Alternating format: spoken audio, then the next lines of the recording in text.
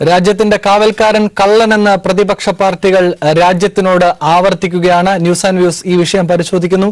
Not അസാധുവാക്കലിനു ശേഷം ഗുജറാത്തിലെ BJP നേതാക്കൾ പഴയ നോട്ടുകൾ മാറ്റി പുതിയ നോട്ടുകൾ നൽകുന്ന ദൃശ്യങ്ങൾ പുറത്ത്. കോൺഗ്രസ് അടക്കമുള്ള പ്രതിപക്ഷ നേതാക്കൾ ഒന്നിച്ച് നടത്തിയ വാർത്താ സമ്മേളനത്തിലാണ് ബിജെപി നേതാക്കളുടെ ഇടപാട് ദൃശ്യങ്ങൾ പുറം ലോകത്തെത്തിയത്. മോദി സർക്കാർ നടപ്പിലാക്കിയ നോട്ട് അസാധുവാക്കൽ വലിയ കുംഭകോണമാണെന്ന ആരോപണം ഉന്നയിച്ചുകൊണ്ടാണ് പ്രതിപക്ഷ പാർട്ടി നേതാക്കൾ ഒളിക്യാമറ ദൃശ്യങ്ങൾ പുറത്തുവിട്ടത്. ഗുജറാത്തിലെ ബിജെപി നേതാക്കൾ പുതിയ നോട്ടുകൾ വെച്ച് ഇടപാട് നടത്തുന്നതിന്റെ ദൃശ്യങ്ങളാണ് പുറത്തുവന്നിരിക്കുന്നത്. ബിജെപി ഓഫീസിൽ വൻതോതിൽ പുതിയ നോട്ടുകൾ ശേഖരിച്ചു വെച്ചിരിക്കുന്നത് ദൃശ്യങ്ങളിൽ കാണാൻ കഴിയും. പഴയ നോട്ടുകൾ മാറ്റി നൽകുന്നത് ബാങ്കുകൾ നിർത്തിയതിനു ശേഷമാണ് പാർട്ടി ഓഫീസ് കേന്ദ്രീകരിച്ച് കൈമാറ്റം നടത്തിയെന്ന് പ്രതിപക്ഷ നേതാക്കൾ ആരോപിച്ചു. നോട്ട് അസാധുവാക്കൽ ഉന്നത നേതാക്കൾക്ക് ധനസമ്പാദനത്തിനുള്ള വഴിയായിരുന്നുവെന്ന് കോൺഗ്രസ് നേതാവ് കപിൽ സിബൽ ആരോപിച്ചു. കാവൽക്കാരനും കള്ളനും ഇന്ത്യയിൽ ഒരാളാണെന്നും ഈ രാജ്യത്തിന്റെ മിത്രമെന്ന് പറയുന്ന വ്യക്തി തന്നെയാണ് ശത്രുവെന്നും കപിൽ സിബൽ വ്യക്തമാക്കി. ये तो रिजर्व बैंक ऑफ इंडिया का पैसा है जो चोरी हो रहा है.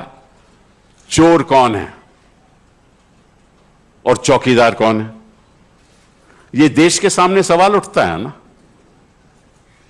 अब देश को तय करना पड़ेगा कि चोर कौन है और चौकीदार कौन है और देशभक्त कौन है और देशद्रोही कौन है. 2019 അധികാരത്തിൽ വന്നാൽ ഒളിക്യാമറ ദൃശ്യത്തെക്കുറിച്ച് അന്വേഷണം നടത്തുമെന്നും കപിൽ സിബൽ പറഞ്ഞു. വെബ് പോർട്ടിൽ നിന്നെടുത്ത ദൃശ്യങ്ങളാണ് പ്രതിപക്ഷ നേതാക്കൾ വാർത്താ സമ്മേളനത്തിൽ പുറത്തുവിട്ടത്. കപിൽ സിബലിനെ കൂടാതെ പത്രസമ്മേളനത്തിൽ രൺദീപ് സിംഗ് സുർജേവാല, അഹമ്മദ് പട്ടേൽ, ഗുലാം നബി ആസാദ്, മല്ലികാർജുൻ ഖാർഗെ, RJD നേതാവ് മനോജ് ഝാ, ശരത് യാദവ് എന്നിവരും പങ്കെടുത്തു. 31 മിനിറ്റ് ദൈർഘ്യമുള്ള വീഡിയോയാണ് പുറത്തു വന്നിരിക്കുന്നത്. News bureau, Delhi. News and news പരിശോധിക്കുന്ന വിഷയവുമായി ബന്ധപ്പെട്ട റിപ്പോർട്ടാണ് നമ്മളിപ്പോൾ കണ്ടത്. ഈ ചർച്ചയിൽ നമ്മളോടൊപ്പം ചേരുന്നത് BRM ഷഫീർ, കോൺഗ്രസ് നേതാവ്, ഒപ്പം പുരുഷോത്തമൻ BJP നേതാവ്, ജേക്സി തോമസ് CPIM നേതാവ്, ഒപ്പം ഈ ചർച്ചയിൽ നമ്മളോടൊപ്പം സാമ്പത്തിക വിദഗ്ധ മേരി ജോർജും പങ്കെടുക്കുന്നുണ്ട്. ഞാൻ BRM ഷഫീറിലേക്ക് പോകുന്നു. ആദ്യം BRM ഷഫീർ, ഈ വെളിപ്പെടുത്തൽ രാജ്യത്തിന് മുന്നിൽ നടത്തുന്നത് വലിയ ഞെട്ടിപ്പിക്കലാണ്. പക്ഷേ ഇതിന്റെ ഒതന്റിസിറ്റി പൂർണ്ണ അർത്ഥത്തിൽ ഇപ്പോൾ സ്ഥിരീകരിക്കാനാകില്ല എന്ന് പത്രസമ്മേളനം നടത്തുന്ന നേതാക്കൾ പറയുന്നുണ്ട്. എങ്ങനെയാണ് ഇതിന്റെ ഒരു സ്ഥിരീകരണം വയ്ക്കുക? ഞങ്ങൾക്കും ഒരു പക്ഷേ ഈ വിഷയം തള്ളിക്കളയാനാകാത്തത് കൊണ്ടാണ് ഈ വിഷയം പരിഗണിക്കുന്നത്, പരിശോധിക്കുന്നത്. കാരണം വരും ദിവസങ്ങളിൽ ഇതിന്റെ കൂടുതൽ തെളിവുകൾ പുറത്തുവിടാനുള്ള സാധ്യതകൾ കൂടുതലാണ്. ഒരുപക്ഷെ ഇതിനെ തള്ളിക്കളയുന്ന നിലയിലേക്ക് BJP വൃത്തങ്ങൾ പോകുമ്പോഴായിരിക്കും അതിന്റെ തെളിവുകൾ കൂടുതലായും ഈ രാജ്യത്തോട് സംവദിക്കുക. അതുകൊണ്ട് BRM ഷഫീർ, എന്തടിസ്ഥാനത്തിലാണ് ഇങ്ങനെ ഒരു ആരോപണം, വളരെ ഞെട്ടിക്കുന്ന ഗുരുതരമായ ഈ ആരോപണം രാജ്യത്തിന് മുന്നിൽ നിങ്ങൾ ഇപ്പോൾ വയ്ക്കുന്നത്? ഷഫീർ, ഇപ്പോൾ ഈ രാജ്യത്തിന്റെ സാധാരണക്കാരായ ജനങ്ങളെ മുഴുവൻ ഇരുട്ടിൽ നിർത്തി ഒരു പ്രത്യേക കൊള്ള സംഘം നടത്തിയ ഏറ്റവും വലിയ ഇന്ത്യയിലെ ഏറ്റവും വലിയ കൊള്ളയല്ലേ ഇപ്പോൾ പുറത്തു വന്നുകൊണ്ടിരിക്കുന്നത്? ഇപ്പോൾ നോട്ട് നിരോധനം നടത്തിയെന്ന് ഇന്ത്യയുടെ പ്രധാനമന്ത്രി പരസ്യമായിട്ട് പത്രസമ്മേളനത്തിലൂടെ പറയുകയും നോട്ടുകൾ കിട്ടുന്നതിന് വേണ്ടിയിട്ട് സാധാരണക്കാരായ ജനങ്ങൾ ക്യൂവിൽ നിന്ന് 127 പരം ആളുകൾ കുഴഞ്ഞു വീണ് മരിക്കുകയും ഈ നാട് മുഴുവൻ അരാജകത്വത്തിലേക്ക് താഴെ വീഴുകയും ഓടിക്കൊണ്ടിരുന്ന കാറിലേക്ക് വെടിവെക്കുന്ന പോലെ മുന്നോട്ട് പോയിക്കൊണ്ടിരുന്ന സാമ്പത്തിക വ്യവസ്ഥയ്ക്ക് നേരെ വെടിവെച്ച് തകർക്കുകയും ചെയ്തതിനു ശേഷം നിങ്ങൾ നോക്കൂ, ബാങ്കിൽ 2000 രൂപയ്ക്ക് വേണ്ടി ജനം ക്യൂ നിൽക്കുന്ന സമയത്താണ് പഴയ നോട്ടുകൾ BJPയുടെയോ അല്ലെങ്കിൽ BJPയുമായി ബന്ധപ്പെട്ട കേന്ദ്രങ്ങളിൽ കോടിക്കണക്കിന് രൂപയുടെ നോട്ട് കച്ചവടം നടക്കുന്ന രംഗമല്ലേ നമ്മളിപ്പോൾ ഇതിൽ കാണുക. ഇതിന്റെ അതൻസിറ്റിയെ സംബന്ധിച്ച് BJPക്ക് പോലും തർക്കം ഉണ്ടാവാൻ വഴിയില്ല. കാരണം 2000 നോട്ടുകൾ അതിനകത്ത് ഇടപെടലുകൾ നടത്തുന്നു. അതൊരിക്കലും ബാങ്കുകൾ വഴിയിട്ടല്ല, അത് സ്വകാര്യ മേഖലയുമായി ബന്ധപ്പെട്ട വ്യക്തികളുടെ കൈമാറ്റമാണ് കാണുന്നത്. അപ്പൊ സ്വാഭാവികമായിട്ടും ഈ രാജ്യത്ത് നടന്ന ഏറ്റവും വലിയ കുംഭകോണങ്ങളിൽ ഒന്നാണ് നോട്ട് നിരോധനമെന്ന് അന്ന് പ്രതിപക്ഷ പാർട്ടികളും സാമ്പത്തിക വിദഗ്ധന്മാരും എന്ത് പറഞ്ഞോ അത് ഇതുപോലെ സത്യമായി വന്നില്ലേ? ഇപ്പോ ഒരു കാര്യം ഞാൻ നിങ്ങളോട് പറയാം. ചൗക്കീദാർ എന്ന് പറയുന്നത് കൊണ്ട് പത്രസമ്മേളനങ്ങളിലൂടെയും വാർത്താമാധ്യമങ്ങളിലൂടെയും പുതിയ ഒരു ഇന്ത്യയെ സൃഷ്ടിച്ചു എന്ന് അവകാശപ്പെടുന്നവർ ഈ കള്ളത്തരത്തിന് കൃത്യമായിട്ട് മറുപടി പറയണം. ഇവിടെ ആരാണ് പണക്കാരായത്? നിങ്ങൾ നോക്കൂ, ഇവിടെ ഏറ്റവും അവസാനത്തെ കണക്ക് പ്രകാരം ഇന്ത്യയിലെ RSSന്റെ ഏറ്റവും വലിയ നേതാവും BJPയുടെ അഖിലേന്ത്യാ പ്രസിഡന്റുമായ ശ്രീ അമിത്ഷായുടെ മകൻ ജയ് ഷാ 30,000 ഇരട്ടിയായിട്ട് അയാളുടെ വരുമാനം എങ്ങനെ വർദ്ധിപ്പിച്ചു? ഇതുവരെയും മറുപടിയില്ലല്ലോ. ദ വയർ എന്ന് പറയുന്ന പോർട്ടൽ ഈ കാര്യങ്ങൾ പുറത്തു കൊണ്ടുവന്നല്ലോ. ഇതുവരെ എന്തെങ്കിലും മറുപടി ഉണ്ടോ? ജാംനഗറിൽ നിന്ന് പിടിച്ച കണക്കുകളെ സംബന്ധിച്ച് വർഷങ്ങളായിട്ട് ചർച്ച നടക്കല്ലേ, എന്തെങ്കിലും വന്നോ? രഘുറാം രാജൻ പറഞ്ഞ കണക്കുകളെ സംബന്ധിച്ച് എന്തെങ്കിലും വന്നോ? ഇവിടെ നോട്ട് നിരോധനത്തിന്റെ ഭാഗമായി പറഞ്ഞ 3 മുദ്രാവാക്യങ്ങൾ: ഒന്ന് തീവ്രവാദം കുറയുന്നു, ഒന്ന് കള്ളപ്പണം കുറയുന്നു, 3 ക്യാഷ്ലെസ് എക്കോണമിയെ പരിചയപ്പെടുത്തുന്നുള്ളതാണ്. ഈ 3 പൊളിഞ്ഞു എന്നല്ലേ RBIയുടെ പുതിയ കണക്കുകൾ പ്രകാരം വരുന്നത്. ഏറ്റവും അവസാനം സഞ്ജീവ് ചൗരസ്യ എന്ന് പറയപ്പെടുന്ന ബീഹാറിലെ നേതാവ് വെളിപ്പെടുത്തിയതിനെ ഞാൻ ഒന്നുകൂടി ആവർത്തിക്കുന്നു. ന്യൂസ് പോർട്ടൽ വഴി വെളിപ്പെടുത്തിയ ഒരു കണക്ക് പ്രകാരം അമിത്ഷാ 2 കുംഭകോണങ്ങളാണ് ഇതിന്റെ പിറകിലുള്ളത്. ഒന്ന്, അദ്ദേഹം തന്നെ ഡയറക്ട് ബോർഡ് മെമ്പറായിട്ടുള്ള അഹമ്മദാബാദിലെ ജില്ലാ സഹകരണ ബാങ്ക് വഴി 580 കോടിയിൽ പരം രൂപ മാറിയെടുത്തിരിക്കുന്നു. 1. 2, അമിത്ഷായുടെ നേതൃത്വത്തിൽ ബീഹാറിലെ കത്തിഹാർ, കിഷൻഗഞ്ച്, മധേപുര, മധുബനി എന്ന് പറയപ്പെടുന്ന 5 ജില്ലകളിൽ ഏകദേശം 50,000 കോടിയിൽ പരം രൂപയുടെ ഭൂമി ഇടപാടുകൾ ഈ കാലയളവിൽ ഈ നോട്ട് നിരോധനവുമായി ബന്ധപ്പെട്ട് 2 ആഴ്ചക്കുള്ള കാലഘട്ടങ്ങളിൽ രജിസ്റ്റർ ചെയ്തതായിട്ട് പറഞ്ഞത് BJP വിട്ട സഞ്ജീവ് ചൗരസ്യയാണ്. ഞാൻ പറഞ്ഞു വന്നത്, അമിത്ഷായുടെയും BJPയുടെയും കേന്ദ്ര നേതാക്കന്മാരുടെ പണക്കൊയ്ത്താണ് ഇന്ത്യ കണ്ടത്. UP തെരഞ്ഞെടുപ്പിൽ മുലായം സിംഗ് യാദവിന്റെയും മായാവതിയുടെയും ഉൾപ്പെടെയുടെ ഫണ്ട് തടയുക എന്നതിനും അപ്പുറം ഇവർക്ക് ഒരു തരത്തിലുള്ള ലക്ഷ്യമുണ്ടായിരുന്നില്ല. റിലയൻസിനെ പോലുള്ള, അദാനിയെ പോലുള്ള ഏറ്റവും അവസാനം നമ്മുടെ പേടിഎമ്മിന്റെ CEO വിജയ് ശേഖർ ശർമ്മയുടെ ഒരു പത്രസമ്മേളനം ഞാൻ നിങ്ങളെ ശ്രദ്ധയിൽപ്പെടുത്തുകയാണ്. അന്ന് വിജയ് ശേഖർ ശർമ്മ പറഞ്ഞത്, നോട്ട് നിരോധനത്തിന് മുമ്പ് ഞങ്ങളെ സഹായിക്കുന്നതിന് വേണ്ടി ഞങ്ങളുമായി ബന്ധപ്പെട്ട് ചർച്ചകൾ നടന്നിരുന്നിട്ടുണ്ട് എന്ന് പേടിഎമ്മിന്റെ CEO വിജയ് ശേഖർ ശർമ്മ പരസ്യമായി പറഞ്ഞത് കൂടി ഇതിനോട് കൂട്ടി വായിക്കുമ്പോൾ കുത്തകകൾക്കും വൻകിട സാമ്പത്തിക ലോബികൾക്കും സഹായം ചെയ്യുന്നതിന് വേണ്ടിയിട്ടുള്ള കുംഭകോണം ഒരു ഭാഗത്ത്, BJPയുടെ അഖിലേന്ത്യാ പ്രസിഡന്റെയും അദ്ദേഹത്തിന്റെ മകന്റെയും പേരിൽ നടത്തിയിട്ടുള്ള സാമ്പത്തിക ഭൂമി കുംഭകോണങ്ങൾ മറുഭാഗത്ത്, 3, രാജ്യം മുഴുവൻ 2000 നോട്ടിന് വേണ്ടിയിട്ട് ക്യൂവിൽ നിൽക്കുമ്പോൾ, ക്യൂവിൽ നിന്ന് മരിക്കുമ്പോൾ രാജസ്ഥാനിൽ വന്ധ്യകരണം നടത്തിയിട്ട് 2000 രൂപയ്ക്ക് വേണ്ടി ജനം ക്യൂവിൽ നിന്ന് പൊരിയുമ്പോൾ ഈ രാജ്യത്തിലെ BJP നേതാക്കന്മാർ സ്വകാര്യ മേഖലയിൽ ഈ പണം കൈമാറുകയായിരുന്നുള്ള ചിത്രങ്ങൾ നിങ്ങൾ ഈ രാജ്യത്തിലൂടെ ഞങ്ങൾ കാണിക്കുകയാണ്. ഇതാണ് BJPയുടെ സാമ്പത്തിക ശാസ്ത്രവും നോട്ട് നിരോധനവും. ചർച്ച ചെയ്യപ്പെടട്ടെ. മേരി ജോർജ്, ഞാൻ ജയിക്കിലേക്കും പുരുഷോത്തമനിലേക്കും എത്താം. മേരി ജോർജിലേക്ക് പോവുകയാണ്. മേരി ജോർജ്, ഒരു പക്ഷേ ഒരു സാമ്പത്തിക ഘടനയിൽ, ഒരു രാജ്യത്തിന്റെ സമ്പദ് വ്യവസ്ഥയിൽ ഇത്തരം ഇടപെടലുകൾ, ഇത്തരം നിർണായകമായ തീരുമാനങ്ങൾ ഉണ്ടാക്കാവുന്ന പോസിറ്റീവായ വശങ്ങളൊന്നും സാധ്യമായിട്ടില്ല, അതിന്റെ പ്രാഥമികമായ ലക്ഷ്യങ്ങൾ പോലും പൂർത്തിയായിട്ടില്ല എന്ന് വിശദാംശങ്ങൾ പരിശോധിക്കുമ്പോൾ നമ്മുടെ മുന്നിൽ കാര്യങ്ങൾ വ്യക്തമായി നിൽക്കുന്നു. നോട്ടമിട്ടവർ ശരിക്കും നോട്ടമിട്ടത് സ്വന്തം കീശയിലേക്ക് തന്നെയാണ് എന്ന രാഷ്ട്രീയമായ വിമർശനങ്ങളും ആരോപണങ്ങളും ഈ നോട്ട് നിരോധനത്തിന്റെ ആദ്യഘട്ടത്തിൽ ഉയർന്നതാണ്. നിങ്ങളെപ്പോലുള്ള സാമ്പത്തിക വിദഗ്ധർക്ക് ആദ്യഘട്ടത്തിൽ അതിനോട് യോജിക്കാൻ കഴിയുമായിരുന്നില്ല. പക്ഷേ ഇപ്പോൾ ഇതാ രൂക്ഷമായിരിക്കുന്നു. ആ വിഷയത്തിന്റെ അലയൊലികൾ തീർന്നിട്ടില്ല. നോട്ടിനെ നോട്ടമിട്ടവർ സ്വന്തം കീശയിലേക്ക് തന്നെ നോട്ടമിട്ടു എന്ന് പറയുമ്പോൾ 5 കോടി പഴയ നോട്ട്, നിരോധിക്കപ്പെട്ട നോട്ട് BJP ഓഫീസിലേക്ക് കൊണ്ടുവരുന്നു. പകരം പുതിയ നോട്ട് 3 കോടി കൈമാറുന്നു. ഇത് സംഭവിക്കുന്നത് പഴയ നോട്ടുകളെല്ലാം കൈമാറ്റം ചെയ്യുന്ന നടപടി എല്ലാ ബാങ്കുകളും അവസാനിപ്പിച്ചതിനു ശേഷമാണ് എന്നും പറയുന്നു. എങ്ങനെയാണ് മേരി ജോർജ് ഇതിന്റെ സാധ്യതയെ നിങ്ങൾ കാണുന്നത്, നോക്കി വിലയിരുത്തുന്നത്? അതായത് ഒരു രാജ്യത്ത് പണസംബന്ധമായ എന്ത് നിർണായക തീരുമാനം എടുക്കുമ്പോഴും അത് റിസർവ് ബാങ്കിന്റെ അനുവാദത്തോടു കൂടി മാത്രമാണ് എടുക്കേണ്ടത്. കാരണം റിസർവ് ബാങ്ക് എന്ന് പറയുന്നത് ഇന്ത്യയുടെ പണ അതോറിറ്റിയാണ്, മോണിറ്ററി അതോറിറ്റിയാണ്. അപ്പോൾ ആ അതോറിറ്റിയാണ് എത്ര പണം ഇന്ത്യയിലെ വ്യാപനത്തിന് ഉണ്ടായിരിക്കണം, എത്ര പുതിയ പണം, ഏത് തരത്തിലുള്ള കറൻസീസ് ഒക്കെ വേണം, ഇത്തരം കാര്യങ്ങളൊക്കെ തന്നെ തീരുമാനിക്കേണ്ടത് ഈ മോണിറ്ററി അതോറിറ്റിയാണ്. മോണിറ്ററി അതോറിറ്റി പോലും അറിയാതെ, അതായത് അന്ന് മോണിറ്ററി അതോറിറ്റിയുടെ ഗവർണറായിരുന്ന ഉർജിത് പട്ടേൽ ശരിക്ക് BJP ഗവൺമെന്റിന്റെ നോമിനി ആയിട്ട് ഭരണത്തിൽ വന്നയാളാണ്, രഘുറാം രാജൻ റിസൈൻ ചെയ്ത് പോയതിനു ശേഷം. അപ്പൊ അങ്ങനെ വന്ന ആ ഉർജിത് പട്ടേലിന് പോലും അറിയിക്കാതെ, അദ്ദേഹത്തെ പോലും അറിയിക്കാതെ, അതായത് ഇതിന് ഏതാനും മണിക്കൂറുകൾ മുൻപ് മാത്രമാണ് അദ്ദേഹം പോലും നോട്ട് നിരോധനം പറ്റി അറിയുമ്പോൾ അദ്ദേഹം തന്നെ അന്തം വിട്ടിട്ടുണ്ടാകണം. പക്ഷെ ഞാനൊക്കെ ആദ്യ ഘട്ടത്തിൽ എന്നെ പോലെയുള്ളവർ അതിനെ സപ്പോർട്ട് ചെയ്തു എന്ന് താങ്കൾ പറഞ്ഞത് ശരിയാണ്. കാരണം എന്താണെന്ന് വെച്ചാൽ 3000-ഓളം കറൻസി ചെസ്റ്റുകൾ ഇന്ത്യയിൽ 4 സോണുകളിലായിട്ടുണ്ട്. ഈ കറൻസി ചെസ്റ്റുകളിലാണ് സോയിൽഡ് കറൻസി, അതായത് മുഷിഞ്ഞ കറൻസി തിരിച്ചെടുക്കുക, പുതിയ കറൻസി വയ്ക്കുക, ഇത്തരം കാര്യങ്ങൾക്കൊക്കെ ഉപയോഗിക്കുന്ന ഓഫീസുകളായിട്ടാണ് റിസർവ് ബാങ്ക് ഓഫ് ഇന്ത്യ ഈ കറൻസി ചെസ്റ്റുകളെ ഉപയോഗിക്കുന്നത്. അപ്പോൾ ഇത്തരം കറൻസി ചെസ്റ്റുകളിൽ പുതുതായിട്ട് വ്യാപനത്തിന്, അതായത് ഇടേണ്ട കറൻസി അടിച്ച് സജ്ജമാക്കി വെച്ചിട്ടാണ് പഴയ കറൻസി പിൻവലിക്കുന്നത് എന്ന ധാരണയാണ് എന്നെ പോലെയൊക്കെയുള്ളവർ വച്ചിരുന്നത്. പക്ഷെ ഒന്നുമല്ല എന്ന് വളരെ പെട്ടെന്ന് തന്നെ മനസ്സിലായതോടൊപ്പം തന്നെ അതിനെ എതിർക്കാനും ഞാനൊക്കെ തയ്യാറായി. അതുകൊണ്ടാണ് മേരി ജോർജ് ചോദിക്കുന്നത്, ഇങ്ങനെ ഒരു ഇടപെടലിലൂടെ സാമ്പത്തികമായി ലാഭം വ്യക്തിപരമായി ഉണ്ടാക്കാനുള്ള സാധ്യതകളെ തള്ളിക്കളയാനാകുമോ? ഇത്തരം തെളിവുകൾ പുറത്തു വരുമ്പോൾ അതിനുള്ള സാധ്യതകൾ ഉണ്ടായിരുന്നോ? അതിന് കഴിഞ്ഞിട്ടുണ്ടായിരിക്കുമോ ബി.ജെ.പിക്ക് ഭരിക്കുന്ന പാർട്ടി എന്ന നിലയിൽ? തീർച്ചയായിട്ടും ബി.ജെ.പി ഒരു നുണ പാർട്ടിയാണെന്ന്, അതായത് അത് തന്നെയാണ് നേരത്തെ അദ്ദേഹം പറഞ്ഞത്, ചൌക്കീദാർ ചോർ ഹേ എന്നുള്ള ആ ഇതുണ്ടല്ലോ, അതായത്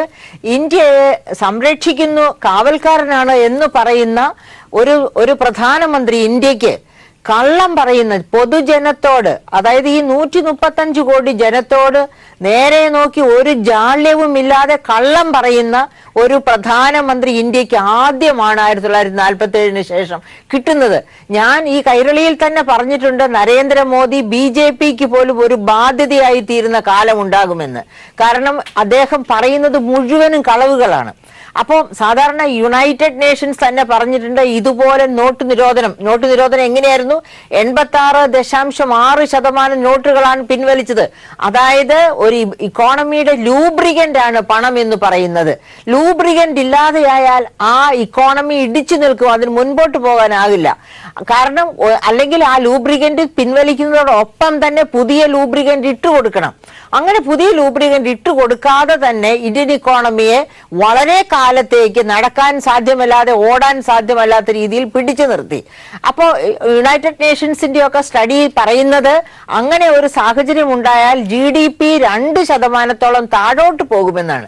ഇന്ത്യയിൽ അത് സംഭവിച്ചു. കാരണം തൊഴിലില്ലായ്മ നമ്മൾ കേട്ടു, 45 വർഷം കഴിഞ്ഞ 45 വർഷത്തെ ഏറ്റവും താഴ്ന്ന തൊഴിൽ നിരക്കാണ് ഇപ്പോൾ നിലനിൽക്കുന്നത് എന്ന്. 2014 മുതൽ തൊഴിൽ കുറഞ്ഞുകൊണ്ടിരിക്കുകയാണ്. അതായത് ഈ ഗവൺമെന്റ് ഭരണത്തിൽ വന്നപ്പോൾ 1 കോടി 2 കോടി തൊഴിൽ ഒരു വർഷം സൃഷ്ടിക്കുമെന്ന് പറഞ്ഞിട്ട് ഇല്ലാത്ത കള്ളക്കണക്കുകളൊക്കെയാണ് നിരത്തിക്കൊണ്ട് ലേബർ മിനിസ്ട്രിയോ മറ്റ് NSSOയോ ഒന്നും പറയാത്ത, ഒന്നും അംഗീകരിക്കാത്ത തരത്തിലുള്ള കണക്കുകൾ. അതുപോലെ തന്നെ ഇന്ത്യൻ സ്റ്റാറ്റിസ്റ്റിക്കൽ ഇൻസ്റ്റിറ്റ്യൂട്ട് അവരുടെ ഒക്കെ കണക്കുകളെ വെട്ടിത്തിരുത്തി അവരെ കൊണ്ടൊക്കെ കള്ളം പറയിക്കുക. അതിന് തയ്യാറല്ലാത്തവർ റിസൈൻ ചെയ്തു പോകുന്നു. അങ്ങനെ ഫേക്ക് ആയിട്ടുള്ള കള്ളക്കണക്കുകൾ, GDP-യിൽ ഗ്രോത്ത് ഉണ്ടായി, GDP-യുടെ ഗ്രോത്ത് താഴേക്ക് പോയില്ല എന്ന് കാണിക്കാൻ വേണ്ടി പുതിയ കണക്കുകൾ കൊണ്ടുവന്നു. അങ്ങനെ തന്നെ സ്റ്റാറ്റിസ്റ്റിക്കൽ ഓഫീസിൽ നിന്ന് 2 പ്രമുഖരായ ആൾക്കാർ റിസൈൻ ചെയ്ത് പുറത്തു പോകുന്നു. ഇതുപോലെ നമ്മൾ നോക്കുകയാണെങ്കിൽ നരേന്ദ്രമോദി ഭരണത്തിൽ വന്ന ഉടനെ തന്നെ പ്ലാനിംഗ് കമ്മീഷൻ ഇല്ലാതെയാക്കി. അത് കഴിഞ്ഞിട്ടോ ഹയർ എഡ്യൂക്കേഷൻ UGC വേണ്ട എന്ന് വെച്ചു, പകരം ഹയർ എഡ്യൂക്കേഷൻ കൗൺസിൽ എന്ന് പറഞ്ഞൊന്ന് കൊണ്ടുവന്നു.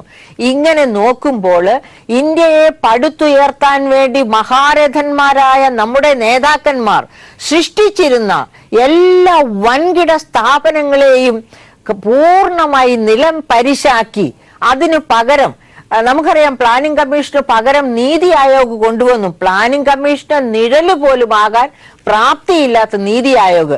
അതുകൊണ്ട് തന്നെയാണ് പനഗാരിയ നേരത്തെ തന്നെ 2 വർഷം കഴിഞ്ഞ് 3 വർഷം പൂർത്തിയാക്കുന്നതിന് മുൻപ് റിസൈൻ ചെയ്ത്, നീതി ആയോഗിൽ നിന്ന് റിസൈൻ ചെയ്ത് തന്റെ പഴയ തട്ടകത്തിലേക്ക് പോയത്. അതുപോലെ ഒരു കാര്യം കൂടി, സുബ്രഹ്മണ്യം ആയിരുന്നു സാമ്പത്തിക ഉപദേഷ്ടാവ്. അദ്ദേഹവും റിസൈൻ ചെയ്തു പോയതിനു ശേഷം അദ്ദേഹം പറയുന്നു ആന മണ്ടത്തരമായിരുന്നു നോട്ട് നിരോധനമെന്ന്. അങ്ങനെ അദ്ദേഹത്തെ ഉപദേശിക്കാൻ എന്ന രീതിയിൽ അദ്ദേഹം കൂടെ നിർത്തിയിരുന്നവർ പോലും അദ്ദേഹത്തെ കൈയൊഴിഞ്ഞു. എന്നിട്ടും അദ്ദേഹം പറയുകയാണ് ഞാനാണ് ഇന്ത്യയെ അതായത് അദ്ദേഹം ഇന്ത്യയെ എപ്പോഴും താരതമ്യപ്പെടുത്തുന്ന അമേരിക്കൻ ജി ഡി പി ഒന്നാം കൊണ്ടാണ് ഇന്ത്യ അതെ അമേരിക്കൻ ജി ഡി പിയുടെ ഒന്നാം സ്ഥാനത്ത് നിൽക്കുമ്പോൾ ഇന്ത്യൻ ജി ഡി പിയിൽ 6ാം സ്ഥാനത്താണ്. അത്ര മഹത്തരമാണെന്ന് അദ്ദേഹം പറയുന്നു. ഈ 6ാം സ്ഥാനത്ത് നിൽക്കുന്ന Indian G D P Indian G D P Indian G D പിയുടെ 7.5 ഇരട്ടി വലുതാണ്. അത് അദ്ദേഹം പറയുന്നില്ല. അതായത് ഇന്ത്യൻ ഞാനൊന്ന് പുരുഷോത്തമനിലേക്ക് പോട്ടെ. വളരെ ഗൗരവമുള്ള ചില വിഷയങ്ങളാണ് ഉയർന്നു വരുന്നത്. പുരുഷോത്തമൻ, BRM ഷഫീർ ഉന്നയിച്ച കപിൽ സിബൽ നടത്തിയ വാർത്താ സമ്മേളനത്തിന് തുടർച്ചയായി ഇവിടെ പറഞ്ഞ കാര്യങ്ങൾ താങ്കൾ ശ്രദ്ധിച്ചിട്ടുണ്ടാകും എന്ന് കരുതുന്നു. മേരി ജോർജ് പറഞ്ഞു നിർത്തിയത് ഇതാണ്: ഈ രാജ്യത്തെ ഭൂരിപക്ഷം വരുന്ന സാധാരണക്കാരനും അവന്റെ കഠിനമായ അധ്വാനത്തിന്റെ പ്രതിഫലം ഏറ്റുവാങ്ങുന്നത് നോട്ടായി അല്ലെങ്കിൽ പണമായിട്ടായിരുന്നു. നിങ്ങൾക്ക് തള്ളിക്കളയാനാകില്ല. 2016 നവംബർ 8 ശേഷം ഈ രാജ്യത്തെ ജനങ്ങൾ ബാങ്കുകൾക്ക് മുന്നിൽ വലഞ്ഞു വീണതും ആത്മഹത്യ ചെയ്തതും ഹൃദയസ്തംഭനം വന്ന് മരിച്ചതും അടക്കമുള്ള സാധാരണക്കാരന്റെ നെഞ്ചിലേറ്റ കനത്ത അടിയായിരുന്നു അത്. ഇപ്പോൾ ഇതാ വളരെ രൂക്ഷമായി ഒരു BJP ഓഫീസിൽ വച്ച് നടക്കുന്ന പ്രശ്നം രാജ്യത്തിന് മുന്നിൽ പ്രതിപക്ഷ പാർട്ടികൾ ഒന്നാകെ അവതരിപ്പിക്കുകയാണ്. ഇതിനെ പൂർണ്ണമായും തള്ളിക്കളയാൻ, ഇതൊന്നും ശരിയല്ല എന്ന് പറയാൻ അങ്ങനെ ഒരു നിലപാടിൽ തന്നെയാണോ BJP? പുരുഷോത്തമൻ,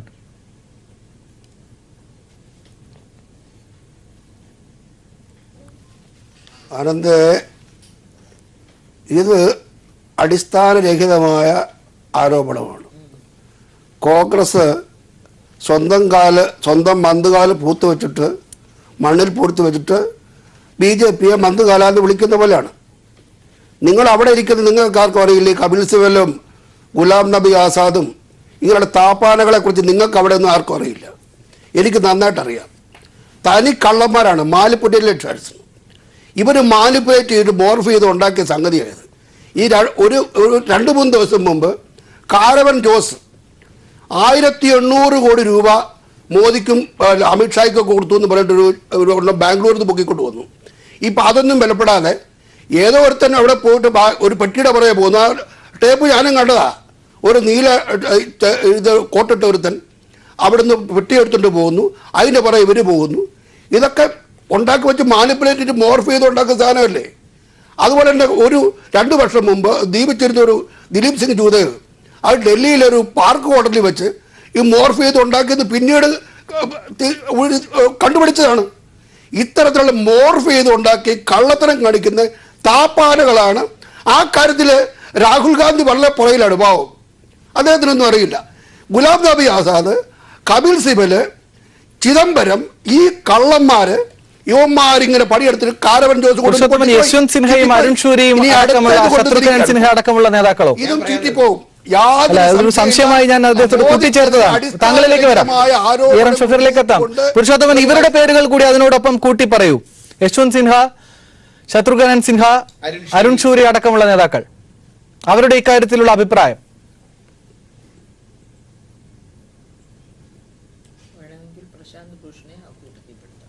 അതെ, മേരി ജോർജ് പറയുന്നു വേണമെങ്കിൽ പ്രശാന്ത് ഭൂഷണെ കൂടി താങ്കൾ പറഞ്ഞ പേരുകളിൽ കൂട്ടി പ്രതികരിക്കും.